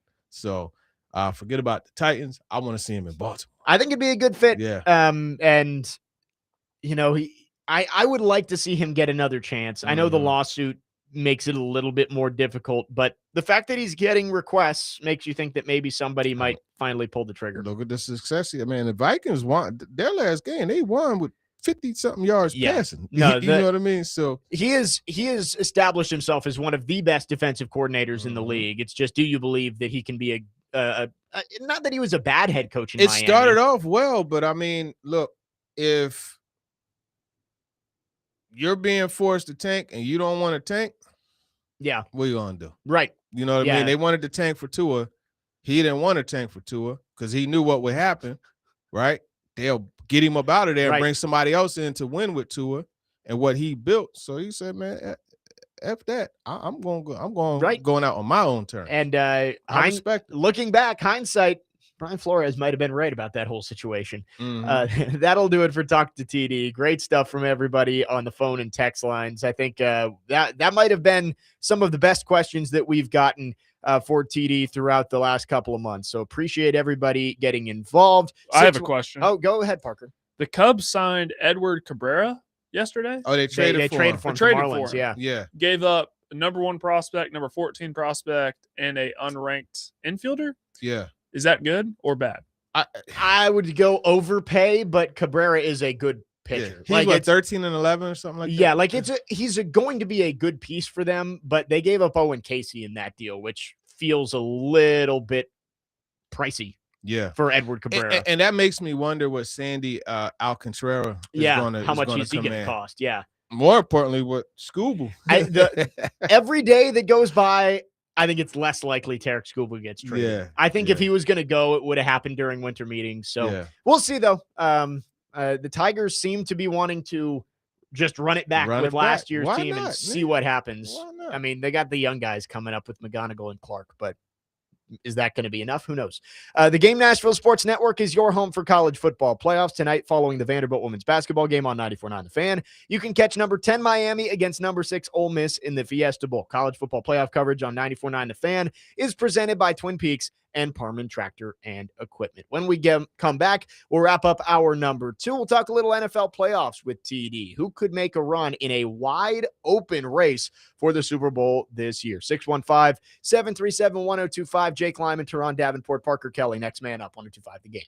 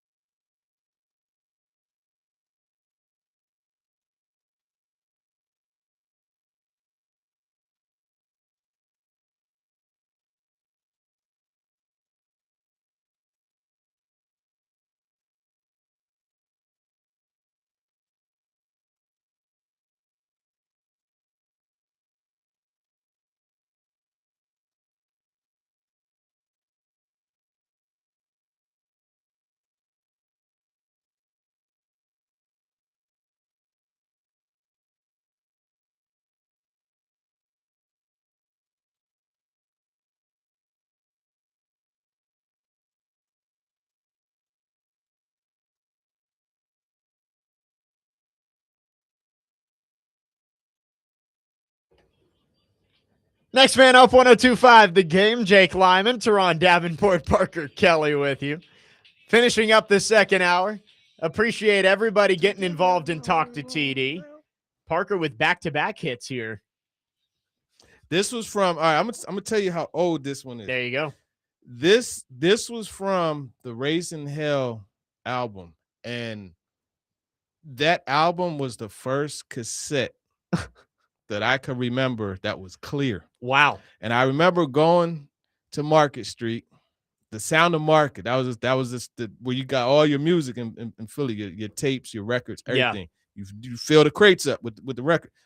I remember going there, and I remember seeing that, and I grabbed the cassette tape off the shelf, and I looked at it, and you could see through the case, you could see, and it was clear. And I turned to my brother, I was like, Danny, look at this. It's clear, man. And we bought it $8.99. Wow. That's how much the tape cost. There and I you go. remember Run DMC, that was our group, man. He used to always, my brother used to always bust on me and say I look like Run. And that used to be like, we'll fight about that. You know what I'm saying? But yeah, man, that's wild. That's a good pull. Parker's on the road, man. He's going to that old school stuff. Couple man. of good I ones like here to wrap up the second hour. He's got 3 more chances in the Peter 11 o'clock Piper. hour. So Yeah. some good stuff. You mentioned during the break, I guess Chase texted you and said Brian Flores, Brian Daboll would be a good pairing. How funny would that be? Because the whole reason for the lawsuit is Bill Belichick texted Brian Flores, congratulations on the Giants job, when they had actually already hired Brian Daboll. Yeah, at that point would be a mess. But hey, and Chase also said it would be cool seeing that in Vegas. The Tom Brady ties, as he mentioned, those would right. be. I want that in, because if Brian Flores goes in there, I mean, Daboll. I would like to see him bring like a run heavy type of offense, because you know Derek is there, so. But could be cool to watch. Yeah. Daboll, I think, will get some looks as an OC with what he did with Josh Allen back with the Bills. So we'll see how that works out. We do have football coming up this weekend, wild card weekend, 6 games. What are you looking for this weekend, TD? This is a wide open NFL playoff picture. Wide open. I mean, the Seahawks and Broncos get the byes. Their defenses have been phenomenal this year. But you look through the wild card games this week, Bills, Jags, Pats, Chargers, Eagles, Niners, Bears, Packers. I think all of those games are going to be awesome. Yeah, I think the Texans are going to mess around and go to the Super Bowl. I said the same thing yesterday, that the Texans are the team that no one's talking about, but they've won 12 of their last 14 since starting the season 0-3. CJ Stroud's playing really good football, and that defense is nasty. It's ridiculous. You got the 2 bookends. But no one is talking about Azeez Al-Shire and how well he's playing. Yeah. I'm a little biased because that's my dog. But Azeez is balling. And then you look at the secondary. Stingley, Lassiter. You got the best best corner, one of the best in the league. You know what I mean? And the young side. Jalen Petrie is like this whole team. Whatever D'Amico Ryans got going on down there, like, I would want a part of that for the Titans. Yeah. If I'm a fan, you know, but to your point, the offense is playing well too. They still got to figure out a way to run the ball a little bit better. But when you got Nico Collins rolling and, you know, Dalton Schultz, like, they have weapons after weapons after weapons. That's the team I think that could come out. But look, you can't sleep on the Bills. Josh Allen, you can't, like, that's honestly, the Texans and Bills, those are the 2 I don't want to see them. Like, I do not want to see either of them. The Patriots, my thing with the Patriots is it's still a team that's they have to learn a bit more. It's Drake May's first playoff game. Yeah, they got to, but they're going to beat the brakes off of the Chargers. The Chargers have just not played good football lately. You know what I mean? NFC wise, you know, that Packers Bears game is interesting. The game I'm going to watch, though, so intently, Eagles Niners, man. That has become a rivalry. They've seen each other, an intense one, in the playoffs at least twice in the last few years. The NFC Championship game where Purdy got hurt. Yeah, Josh Johnson. They had nobody to play quarterback. And then there was another one, wasn't there? They faced each other again. Yeah. Not last. Not last year, but the year before. But don't sleep on the Rams too, man. Don't sleep on the Rams. Their defense is solid. They're running the ball well. You know, they got Kyron Williams, you know what I mean, running the ball really well. And Matt Stafford he's playing out of this world. Yeah. And Devontae Adams led the NFL in receiving touchdowns. Puka Nacua is playing out of this is an exciting playoffs. I know there's no dominant team, but yeah. Which the Panthers beat the Rams earlier this year, but the way they played, they backed into the playoffs. I think the Rams are going to handle that one. Yeah. But yeah, no, this might be the most exciting playoffs we've had in a while because for years it's been in the AFC. All right, is it going to be Mahomes? Is it going to be, or is somebody finally going to take him down? Now it's kind of the question of, you're right, like Josh Allen has the path laid out in front of him. I know they're going to have to go on the road 3 times if they're going to go to the Super Bowl. And I think I heard Charles Robinson say Sean McDermott is 0 on the road in the playoffs in his career. So you've got to prove that wrong. But can this team with no Lamar, no Joe Burrow, no Patrick Mahomes in the playoffs finally break through? And if they don't, will they ever get a chance this good again? I think it's the first time in 10 years or so? No, 8 years rather, that none of those 3 are in the Well, it's we've gone through it so many times since 2002 when the Raiders went and they lost to Gruden and the Bucs. There have been 6 quarterbacks to represent the AFC in the Super Bowl. 6. That's it. In 23 years. 6. Brady, Manning, Mahomes, Burrow. Ooh, Brady, Manning, Mahomes, Burrow, Roethlisberger. Yep. The coach of this team just got fired. That went. I said Burrow. No, the guy you're missing, his head coach when they won the Super Bowl just got fired 2 days ago. Flacco. Forgot about and Flacco had that run in the playoffs he was man. Great. I remember he threw the ball Jacoby over that Jones. safety's head. Oh yeah, rest in peace, man. Jacoby Jones, man. But yeah, he had it. Yo, that's funny. Yeah, I forgot how. I think we went through, and in the NFC there have been 19 quarterbacks representing the NFC in the Super Bowl in that span. So the AFC has just been all just dominant superstar quarterbacks for years, and Josh Allen is that. But we're gonna get a new one this year, and who's it going to be? Is it going to be Bo Nix? They have the inside track. Can't forget about hey, look, we talked about Vance Joseph in that defense, you know. And that's what, with the Seahawks and the Broncos, like Darnold and Nix have been good this year. And Darnold deserves credit for back-to-back years getting his team to where they are. 14 wins back-to-back years. Super impressive. But, man, that defense in that Saturday night game in Santa Clara, to go in there and just shut down what had been a red-hot 49ers offense, impressive stuff. Absolutely. I know they didn't have Trent Williams, but like still the Seahawks and Broncos, those defenses, could we get another rematch in the Super Bowl? It would be a different type of game because that one was Legion of Boom versus Peyton Manning. That one early. That hit on rest in peace to him too, man. Demaryius Thomas. Baby Thomas. Yeah, Demaryius Thomas. It's the anniversary of Demaryius's touchdown from Tim Tebow to beat the Steelers 14 years ago.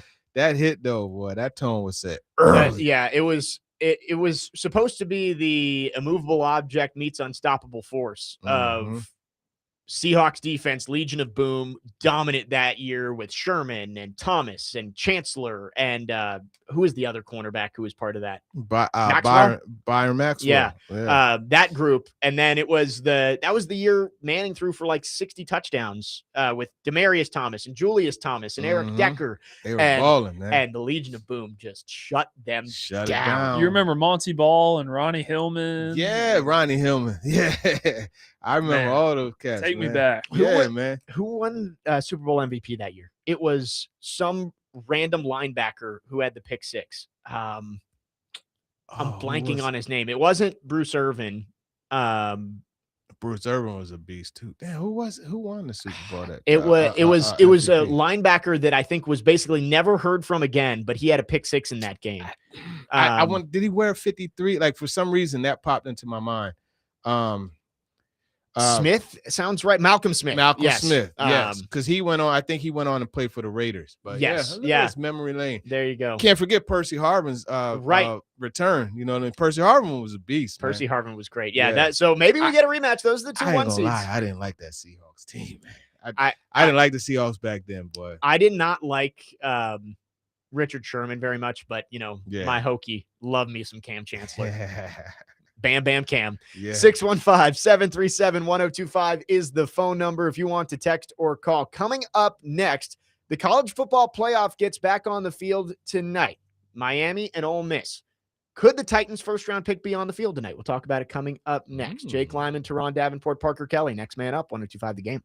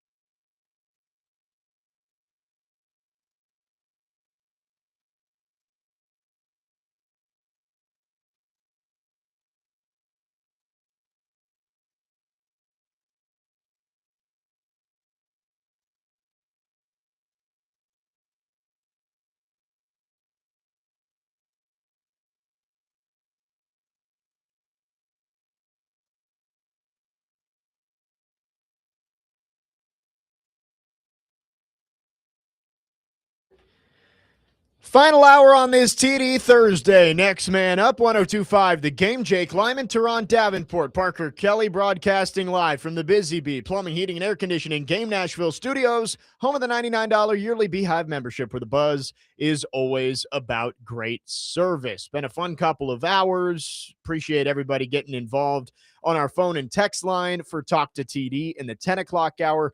Coming up at 11:30, Andrew Allegretta from Vanderbilt is going to join us. We will recap the season for Vanderbilt football and look at everything going around West End. 30-0 basketball teams between the men's and women's side as well. But the college football playoff is back tonight. Semifinals begin. Miami and Ole Miss tonight at 6:30. And then tomorrow night, it'll be Indiana and Oregon. Titans are picking 4th overall in the draft. And with some of the developments lately, there's an outside shot that quarterbacks go 1, 2, and 3 in front of them. Ty Simpson announcing that he is going pro yesterday. I would doubt that he goes 3rd, but it's a possibility, which would leave the Titans with their pick of the litter for any non-quarterback they want. And Ruben Bain has been making as much of a case for himself as possible throughout the college football playoff. Dominant against A&M, dominant against Ohio State last week. Now he gets another chance against Ole Miss. Wanted to get your thoughts, TD, on Ruben Bain as a possible prospect for the Titans in the first round. I know the arm length has been a concern, but he has been the best player on the field in the college football playoffs. Yeah, the arm length is going to be a concern. I think, it's not like it's unprecedented necessarily for guys to have success with. I know that the history, I think it was like no double-digit sacks or something like that. Picked in the top 10 yeah. with that short of arms. Here's the thing. There's a guy, and this is why I love some of the contacts I have and guys that I get to talk shop with. Emory Hunt, Football Game Plan, CBS Sports HQ. He mentioned Melvin Ingram. Ingram, 31.5-inch arms. He had, if I'm not mistaken, 2 double-digit sack seasons. I'm not saying Bain is Melvin Ingram, but they're similar players. I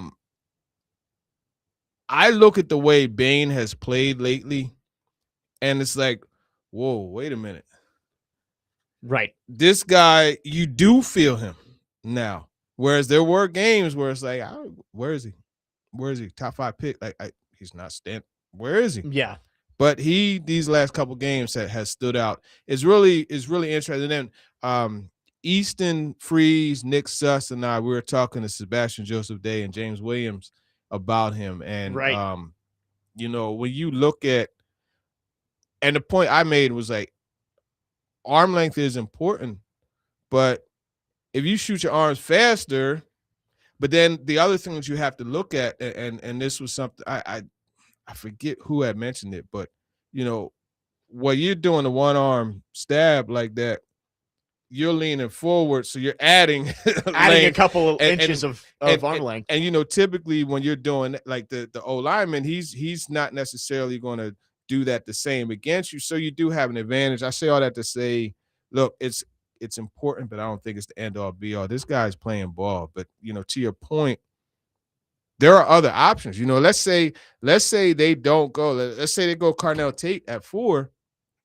Mesidor, if he's there at the top of this, now you got, because Mesidor, I felt you kind of feel him a little more frequent. Now, obviously, he's getting different attention, but you got that as well. Yeah, I think the Titans, we've gone through it. Wide receiver and edge are the most likely spots they go with those first 2 picks. It's just a matter of where you want to go. And I know you've made the point before of high-end edge rushers are harder to find outside of the top 10. That's the key part of it. Yeah. And if that dang going Arvell Reese is sitting there, Arvell Reese, it's hard to, I hate making judgments on players just based off of like one game, but it was hard to watch that Miami Ohio State game and not be like, man, Arvell Reese is being talked about like the number 1 pick. Mm-hmm. Ruben Bain's outplaying him on the other side. I know that's not how you evaluate players, but it does feel like that's kind of flipped a little bit. Bain's stock going up. Reese is maybe a little bit down. Mm-hmm. Here's the guy that I've seen talked about, and we mentioned him earlier in the show this week, David Bailey. Yeah. Is that a guy that you think could end up being the guy at number 4? I think he's the one who is flying under the radar the most. I don't think fans are talking about him. He's just raw. I wonder if that ends up being the guy, the happy medium for them of the measurables and the production, the right in between what you're getting from Reese and Bain. He has to be in the conversation. And this dude, he takes over. You feel him every time you watch Texas Tech. And you know what I love about him? He's just raw dog, man. Like he got a disgusting looking number. You don't see any swag on him. He just goes out and plays ball, pure unadulterated rawness. So it's fun watching that. He is a guy that's definitely going to be in the conversation. I want to see how the measurables do because obviously the production is there, but can he find an edge? Like if he's smart, I don't know who his agent is, but if they're smart, they get him in Exos and Frisco or Carlsbad, you know what I mean, and work on that speed, you know what I mean. And I say that cool thing about the Dolphins, Brent Callaway, who used to run Frisco Exos, he's their strength and conditioning coach now with the Dolphins. But the reason why I mentioned Exos is because Montez Sweat, he went there. He gained 15 pounds. Yeah. And training there. He still ran what, and like he a 4.38? pushed it was like 4.5. Okay. Montez Sweat. But, still he was able to add weight and get faster at the same time. And that's the type of stuff that Exos. In fact, that 1080 machine that Paul Kaharski wrote about, that was part of that was something that Exos first rolled out. Callaway and Zach Woodfin are good friends, and they kind of collabed to get that with the Titans. So that's a cool concept. And I just looked it up. David Bailey is going to the Senior Bowl at least, so there's an opportunity for him to showcase in front of Senior some Bowl scouts. will be so fun. Those one-on-ones, and listen, I'm gonna tell you something. I'm gonna get down on that field. I'm gonna be right there. Yeah, right there. I'm gonna be videoing. Hey, and look, we're gonna make a little sales pitch right here. Excuse me for a second, but if you would want to be a part of TD Senior Bowl coverage, you know what I mean, go ahead and holler at the station, and we can make that happen. You could Senior Bowl coverage presented by da-da-da-da-da. There you go. Let's make sure we bring that in. We could even package it to the combine as well. So there you go. Quick sales pitch right there. Excuse me, but back to the regular program. Together at cromwellmedia.com if you want to reach out. There it is. TD always does a great job, especially draft season is I feel like the coverage from TD on Talking with TD is always great during draft season. Getting interviews. So we're excited to have TD on Thursdays, leading all the way up to draft day Thursday, which will be great. Can't wait. 615-737-1025 is the phone number. We see some questions on the text line. We will be getting to some of those coming up next and also continue to talk draft as we do know where the Titans are picking, what could be the strategy as we are, once the season ends, draft season begins. 615-737-1025 is the phone number. Jake Lyman, Turron, Davenport, Parker Kelly, next man up, 1025 The Game.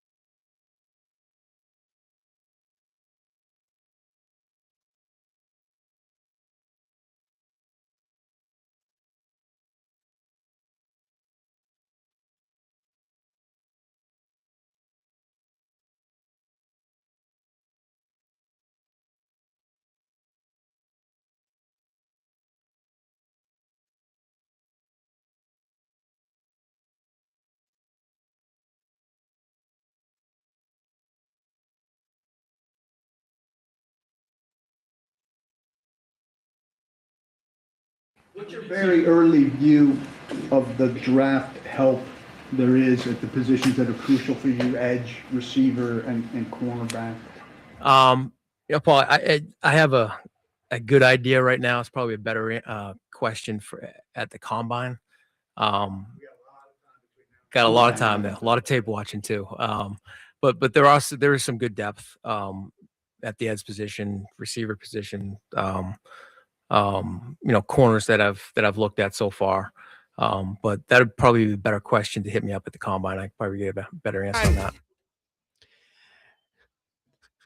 That was Mike Borgonzi on Tuesday, asked about the Titans' possible draft strategy and gave the answer I expected of it's a little early for that, but did say there's some depth at wide receiver and edge. Jake Lyman, Turron, Davenport, Parker Kelly, next man up, 102.5 The Game. Another Parker, banger. 3 for 3. That's Don't Believe the Hype, Public Enemy, man. He's on a hot streak Chuck right now. D's one of the most underrated rappers, man. We talking about lyricists, man. That was back in the day when hip-hop, it wasn't talking about the foolishness it talks about. Now it was talking about knowledge of self, empowering yourself, coming to get. Oh man, I could preach on and on about that, but yeah, that's man. Parker's over there in his bag today. Parker's got it locked in today. Well done. I was busy the first hour of the show doing stuff, so I didn't get the chance to play some truly good music. So I just kind of put some fillers in there, but now I got some time. Parker's got the heat going now. I got time today. Yeah, I had too much time yesterday, man. That going X, man. Yeah, folks, you won't see that again. So I apologize, man. I had too much time. Hey, sometimes you gotta fire back, or else they're never gonna stop. I don't need to dive in the mud. Yeah, I gotta stay out the mud. We're talking draft here, and a couple more questions on the text line. And 6638 kind of takes me right where I wanted to go. He goes, if you had your choice, wide receiver or edge rusher at 4, which one do you pick? You're on the clock. And I'll follow this up. If you take one at 4, who are some of the prospects you're looking at number 35 for the other position? Great question. Me, more than likely, I'm going pass rusher because you're going to have your pick of whoever you should have as the top one. Right. You're going to have your pick. And then we have the likeness where, as we talked about, typically your dominant pass rushers come early. Yes. Right. So Reese, Bain, Bailey, you got to. I still like Cassius Howell, but I don't think Cassius Howell makes it to that second round. So for me, I'm going pass rusher. Blue chip pass rusher. Blue chip pass rusher. Now I'll come back. I think Mekhi Lemon is going to be in the first round. He reminds me of Emeka Egbuka a little bit last year in terms of just the draft stock of mid-season. You're like, maybe he's there in the second round, and by the time the draft comes around, he's probably going in the top 15. Yeah. So that being said, look, I really like Jeremy Bernard. I always. That's why I really liked AJ. That's why I liked Alshon Jeffrey. It's why I liked Andre Reed. It's why I like David Boston. It's why I like T.O. The point is, I like sturdy receivers that will break tackles and get you yards after the catch. Jeremy Bernard, I think, will be there in the second round. So I think he could come in and play that Z position. You got your X and I manner. And I think he's the guy that could be the high catch number, high volume catcher for them. So that's something. Honestly, I'd take a run on Chris Bell also. Louisville. Now he has the ACL tear, but that could be one of those late season rewards that you get. So you got that, but you still got to consider cornerback too. And Colton Hood is very intriguing at the top of the second. So, okay, if you go top of the second with a guy like Colton Hood, what do you do receiver-wise? And the thing that's interesting to me is, so when you got a dominant pass rusher or pass rush, you don't always need the dominant high-end corners, right? In cases, vice versa. But typically, you want that pass rush. You know what I'm saying? Now, if you could get both of them, you got the Broncos. You know what I'm saying? Pat Surtain, Nick Bonito. Exactly. Boom. But I think when you look at this, to me, I'm going, and I hate to go into a draft like, hey, this is the position I'm selecting. But if you look at the board, it's different when you're at 4 than when you're at 15. It's like, okay, well, it could play out these different. You look at the board, 2 quarterbacks are going off for sure. 2 quarterbacks. maybe Arvell Reese goes 3, but you're still left with Bailey and Bain. And you got the old lineman from Miami.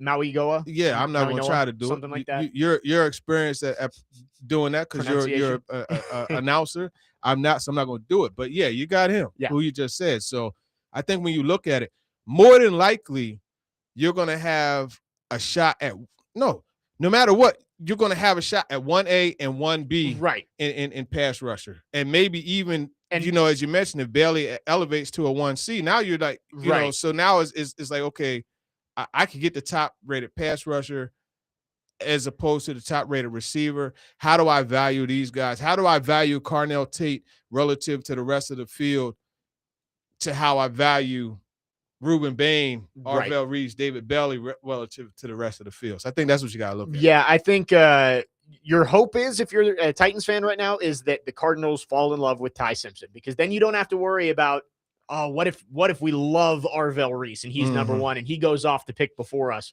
Yeah. Get your pick of the litter. If they fall in love with Ty Simpson and take him 3rd, again, I wouldn't say likely, but it's possible. Yeah. In the second round, you also hope Arch comes up. Well, I just saw Dan Orlovsky said he's the surefire number 1 pick. Yeah, that's why I mentioned that. You saw that too. No shot. Yeah. Unless you're just drafting him based off his name, which I guess we've heard of GMs doing crazier things of like, or I guess it was the owner of the Jets saying that he was judging trades based off Madden ratings. But talking about the top of the second round, you mentioned Jeremy Bernard as a wide receiver, Chris Bell. A guy that I like, and I need to look deeper into it, but based on just what I watched this year, Chris Brazzell at Tennessee. I mean, that's another one. Just a big and fast. Just to throw it up, and he's going to go make a play on the ball. I like him at the top of that second round, which is why I do think edge is the right move at 4. I think you can get a star pass rusher at 4 and still get a guy that you believe can be your wide receiver 1 at the top of the second round. I don't think you can get, like, yeah, sure, you can take Carnell Tate at 4. I don't think you're getting a 10 to 15 sack a year guy at the top of the second round, unless there's a guy that you feel very confident is going to be there for you and you like a whole lot. I just think it makes more sense positional value wise to go edge and then wide receiver. Exactly. And that's exactly the case. And I think when you look at a guy like Chris Brazzell in the second round, that's cool. That's a good pick. You know what I mean? And when you could get a vertical guy, a big vertical, because he's listed at 6'5". We'll see what he is. Yeah. You know what I mean? But when you could get a big vertical target for a vertical passer, that's really good. Now imagine having Brazzell, Iomanner, DK. You could stretch the field. Right. You know what I mean? That is a receiver core that you feel good about with Cam Ward, and you have Gunnar Helm and bingo. It's Gunnar Helm working underneath with that cover, extending right all the way to Brentwood. You know what I mean? Because these guys are so vertically not challenged, but vertically able. Inclined. Yeah, inclined. Good word. So that would be good. And I looked at some of the comps because my catalog. I went back. I said he's a vertical pass catcher like Alvin Harper, but I was like, I don't want to really compare him to a guy that did the things that he did because it's just going too far back. But Martavis Bryant was a good comp that I saw for him. So I like that. I think T. Higgins a little bit too. Like when I look at Brazzell, just like vertical. T is tougher though. Yeah, it's T. Higgins is tough. Right. That's a tough comparison to make. But in terms of just big, fast guy that you can throw it up to and 50-50 balls become 70-30. Yeah. Like that's where I kind of look at it there. So good stuff on the draft. We're going to spend tons of time on the draft. The pressing issue is the head coaching search. And we did get a couple of questions. We addressed John Harbaugh earlier on in the show, but I guess some people missed it. We got questions from Thomas on a car phone and Wes and Hermitage, both asking, is there a real shot at the Titans getting Harbaugh? No. Right. I think that's kind of where we are. I hate to shut it down like that, like so simply, but I don't think there's a real shot at all. It's not impossible.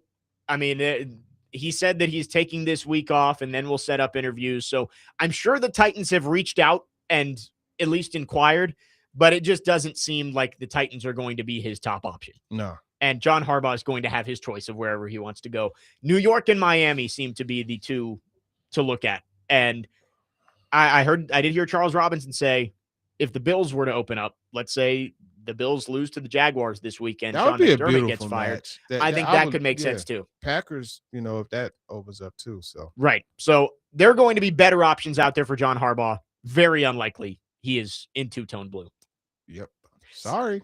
615-737-1025 is the phone number. Coming up next, Andrew Allegretta from Vanderbilt is going to join us, recapping the football season after the Commodores won 10 games for the first time in program history. And we'll look around Vanderbilt as a whole. Basketball in full swing, and baseball is coming up in just about a month. So we will talk about that with Andrew Allegretta coming up next. Jake Lyman, Turron Davenport, Parker Kelly, next man up, 102.5 The Game.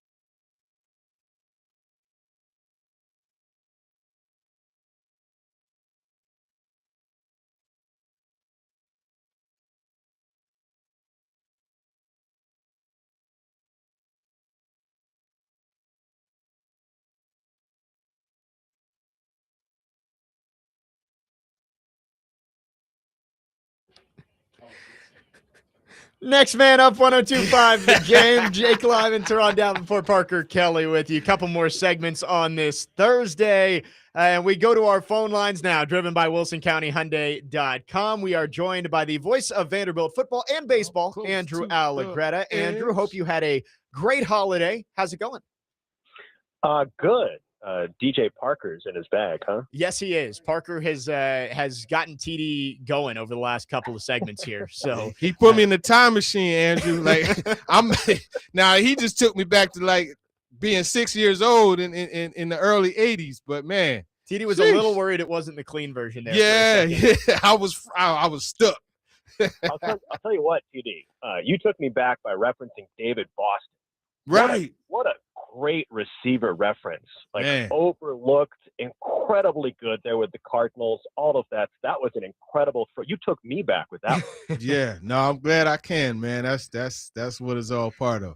Andrew, we're about a week and a half removed from the end of Vanderbilt's football season, falling to Iowa in the ReliaQuest Bowl, but a historic season nonetheless, 10-3. As you've gotten a chance to kind of step back from it, no longer in the thick of the season, what's been kind of the main takeaways from what has clearly been one of, if not the best season in Vanderbilt football? I think I look back, guys, and reflect on all of the things that they did for the first time, whether it's the 10 victories, that's the obvious one. One of the top 2 bowl games that the program has ever gone to, whether you're thinking about the Gator Bowl from 1955 or this one, ReliaQuest / Outback Bowl. I think about all of the awards that they've won that you can tag with like first or second time that's ever happened. Diego Pave becomes the first Heisman finalist. He becomes the second ever SEC Offensive Player of the Year with Jay Cutler. Eli Stowers becomes the third ever unanimous All-American. Head coach Clark Lee becomes just the second big whistle at Vanderbilt to win a national award. So I look back on all of it and just think back to everything that they accomplished kind of from a groundbreaking perspective.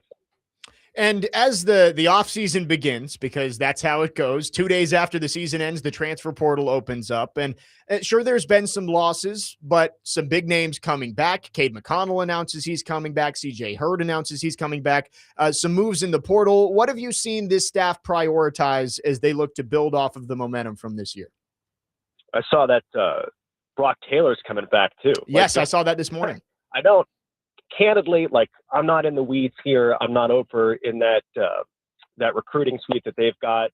So that's Nick Baldessari, that's Barton Simmons and Kendall Lawson and all those guys. But don't underestimate Brock Taylor. Like, that guy is that might be one of the best kickers the program has ever had too. Like, we didn't talk about him a lot because this offense hung so many points it didn't matter. But man, he was lights out. He went a full year without missing a kick from Mizzou to Mizzou. So that's good too. I mean, I think probably, frankly, guys, before we even got to the transfer portal, they prioritized the quarterback position. To do what they did to get Jared Curtis into this program and say, we're going to, try to transition from Diego to Jared is a huge get for them. That's a huge focus. That's a huge priority. Like, that's 1A. And the fact that they felt like they accomplished that in the way that they did is massive. Now, that's not a guarantee that Jared's your starting quarterback, but there's going to be a really competitive and fun quarterback watch for Vanderbilt come spring ball between Jared and Blaise Berlowitz and whoever else happens to be in that mix for them. So I think that's priority 1A. And I suspect one of the things that they did last year will continue to come into focus as the portal season plays out, which is the focus on the trenches and specifically the offensive line. They did that in a great way last year, adding Jordan White, who was 3 or 4 time SEC Offensive Lineman of the Week at center, guy that's got a pro career. Vanderbilt really missed him in the ReliaQuest Bowl when he got hurt. They did a great job developing over the course of a couple of years, whether it was a Chase Mitchell, getting Cade McConnell to grow into that position a little bit, to have Glass and to have Henderson. They did a great job on that offensive line. I would suspect that, especially if you've got a quarterback like Jared Curtis, that continues to be a position that they place emphasis on. And that's kind of, I'm putting the cart before the horse, and you'll understand what I mean when I ask my next question. But you had mentioned Jared Curtis, so I'm curious from your perspective, what is it that makes you think that he's able to come in and have an instant impact as a true freshman? Skill set. I mean, that's number one. I heard you guys talking about combine and traits and measurables and all of that sort of stuff. I'm not sitting in the recruiting suite with all of that data right in front of me, but obviously he's got a skill set that has been evaluated in a certain fashion for a number of years now by a lot of different people. And obviously Vanderbilt feels the same way. So, when Diego Pavia says, he's got some NFL traits right now, he just needs to learn. At this point, if Diego's evaluating you in a certain fashion in the way that he played and the way that Diego thinks about the game and all of that sort of stuff, that's a big deal to have Diego speak about you like that. And I suspect all of that stuff is true, right? Like, is he going to walk in and win SEC Freshman of the? I don't like. We've got a lot of big expectations on him, and I'm sure he's got big expectations on himself. But I am very confident that there is a learning curve that he will have to manage, and that the coaching staff will have to work through as well. So that being said, regardless of whether it's Curtis or whoever else it may be, where does this program go next? Like, how do they prove that this is not a fluke? Because last year they had to prove that the somewhat success they had the previous year was not a fluke, and they did that. But what makes you feel that they could go out and prove that the level of success they received or they achieved is not a fluke this year? Doesn't it feel like Vanderbilt, when it comes to football and basketball, feel like they're always in a prove it situation? Yeah. Hey, we just beat Alabama at home by 6. Yeah, but Tyler Hansbrough thinks that we're not that good. Right. Vanderbilt fans feel that and wear that on a regular basis. I don't know. I think one of the great things internally for a Clark, for a Barton, for a Candace Lee, for all of these people is, like, every move that they make isn't designed to prove something to somebody else. It's designed to build a consistent, sustained, successful program year over year. And I think the way that they've approached the past couple of years, if anything, is your signifier that they've got a stable program. Like, Clark has been extended. They clearly are involved in roster building in a certain way that is more of the modern times, or however you want to phrase it, right?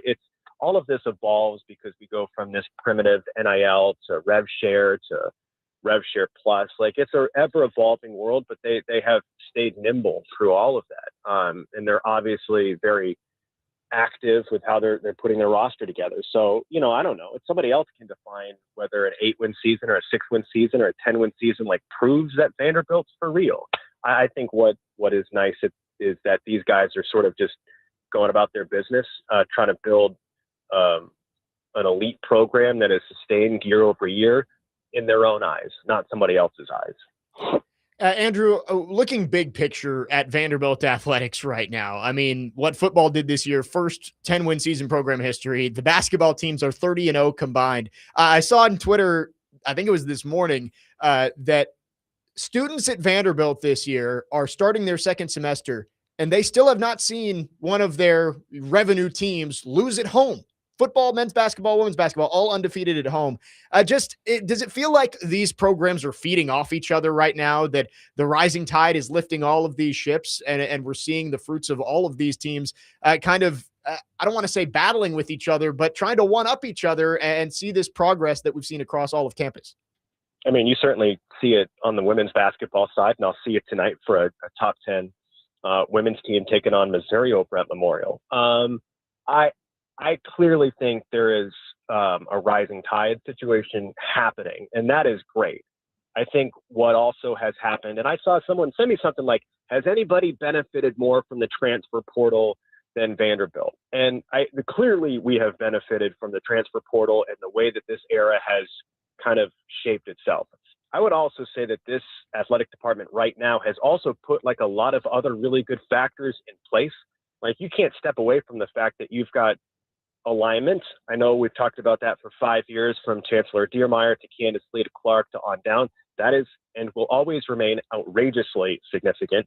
I think the fact that you've got the coaches, who they are right now in place, from Clark to Corbin to Shea to Mark, is, I mean, goodness gracious, to have that quartet of coaches. And we can go down the list with Darren Ambrose and others too. I don't want to leave them out. Right. And then they've also done a really good job of high school recruiting too. I mean, you're sitting here with the two best players, in theory, on each basketball team, Mikhail Blake's for sure, a high school prospect, and Tyler Tanner, a local high school prospect as well.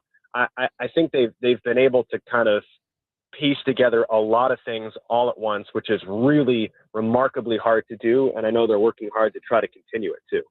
Last one for you, Andrew. Just as fast as football season ends, baseball season is right around the corner. I know you're looking forward to another season with the Vandy boys.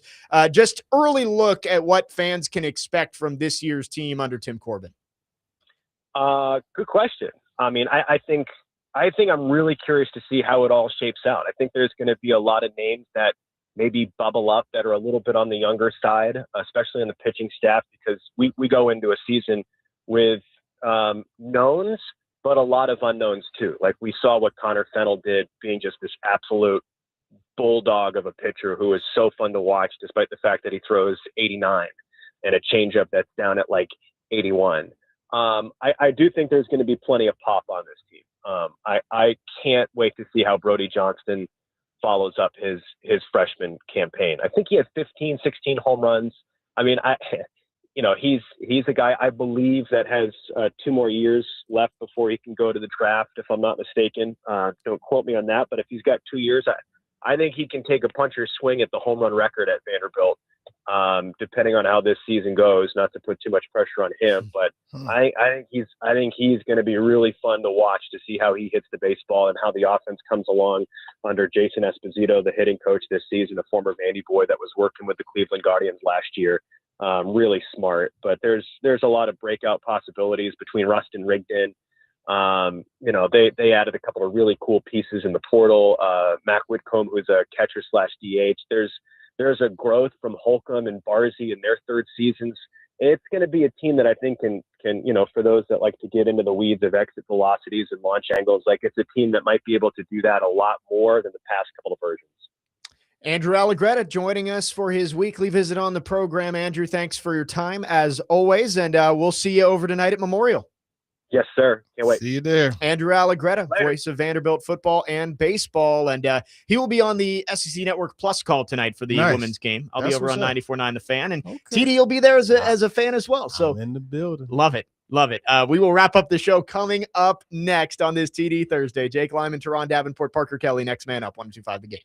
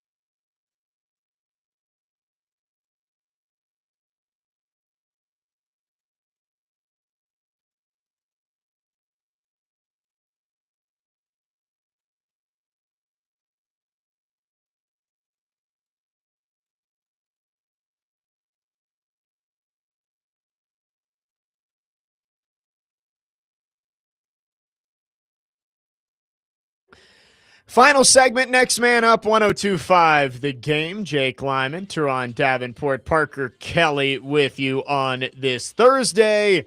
Chase and Big Joe are coming up next. Tomorrow on the show, Max Hers will be with us for the first hour, and then Connor Newt with us. We'll talk college football playoff, Titans, and much more. Great having go ahead. He know what he's doing. Yeah. Parker finished You strong. can't go the show without it. You met East, and you still going to do this? You still going to do this? Look. He played Keisha Cole. I'm all discombobulated. I can't hit mute on my look. You know what you're doing, man. Cut that out, man. Parker could not go without it. five straight hits to end the show. Yeah. Got TD going. So well done, Parker, today.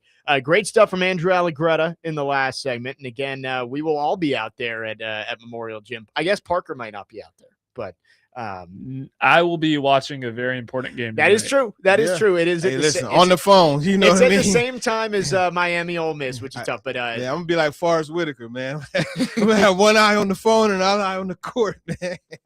Vandy looking to get to 16-0. They are 15-0 for the first time since the Final Four team back in 1993. That team started 17-0. So Vandy a couple games away from the best start in program history. They got Missouri. This year, last chance to come see Vandy women's basketball at home for 2 weeks. Auburn on the 22nd is the next home game after this. We've got a couple of road trips. So if you want to come out, Memorial Gym, 6:30. I'll be on the air on 94.9 The Fan at 6:15. You mentioned it during a break, and I did want to highlight this. The AFC, NFC Players of the Month came out. Jeffrey Simmons, AFC Defensive Player of the Month. Well deserved, man. That dude was balling. He was balling. He better be first team All-Pro at defensive tackle, right? Like I don't, unless you're just not paying attention to the Titans, I don't know how you could pick anybody else for that spot. I saw one of those like pass rush efficiency charts yesterday among defensive tackles, and Jeffrey Simmons was just all alone at the very top right quadrant of the best this year. Well deserved, man. You love to see it, and it's just like this is a case where everything came together, right? This guy, he grew as a man, he grew physically, and then he grew as a pro, like and as a leader, you know. So it's definitely good to see. Yes, that Jeffrey Simmons had the exact year that everyone hoped he would, and hopefully he can string together another one next year when the Titans are a little bit more competitive. 615-737-1025 is the phone number. Last call for phones here. Wes from Hermitage texted in. He says, TD, can you help me reunite this fan base? Is it safe to say we can put the blame of having no chance to get Harbaugh solely on Amy? Because, man, we just need one more reason to despise that lady. Poor woman, man. I don't think it's solely on Amy. Like no, it's organizational failure, right? I think it really boils. She deserves a lot of blame, but I think there's other. Like, I don't think John Harbaugh is solely not going to come to the Titans because of the ownership. I think he just would prefer to be in New York or Miami. Like, that seems to be what it is based on the reports we've gotten. Yeah. There has been no reports that he is not going to come here, but it just seems very unlikely given the other options out there. And John Harbaugh, I mean, like, it's not like he can waste this second opportunity, right? He's 62.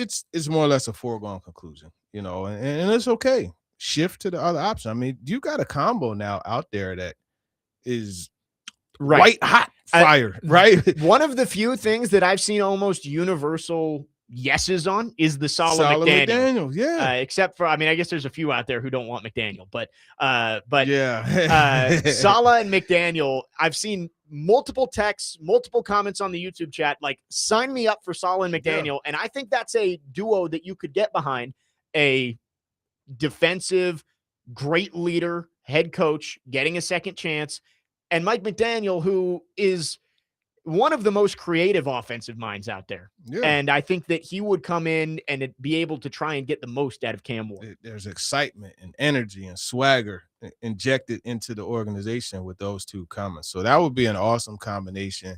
I would be all for it, you know, to get to watch that week in and week out. And it would be ideal for Saleh because now you got a guy that you know is going to, you know, put that thing together offensively. And you know what you could do defense. Look, Saleh with the 49ers, what he did this year, knowing no Fred Warner, no Nick Bosa, you know, how Fonga is gone. Yep. You've been without Malik Mustafa at times. So, yeah, give him props, man. No, Saleh, I don't know if he would be the sexiest hire you could have, but I think he's a good option. And I also saw another pairing quickly because we're running out of time here. I saw somebody suggest Halfley and then Matt Nagy as your OC if he wants Not to bad. move up to a play calling role as the OC Yeah. again. I think I could get behind that duo too. Yeah, no, that would be another good one as well. So I mean, there's plenty of options. Just got to stay tuned and see how this is. I mean, there are a bunch of interviews rolling in. Before we get out of here, though, we talked a little bit about the Vandy program and the successes they've had. Hey, Candace Story Lee. I mean, give it to her, man. She is. Have you seen an athletic department as a whole turn around as fast as this one? It is crazy. Outside baseball, baseball has been baseball. But football, men's basketball, women's basketball, were universally all just bottom of the SEC 5 years ago.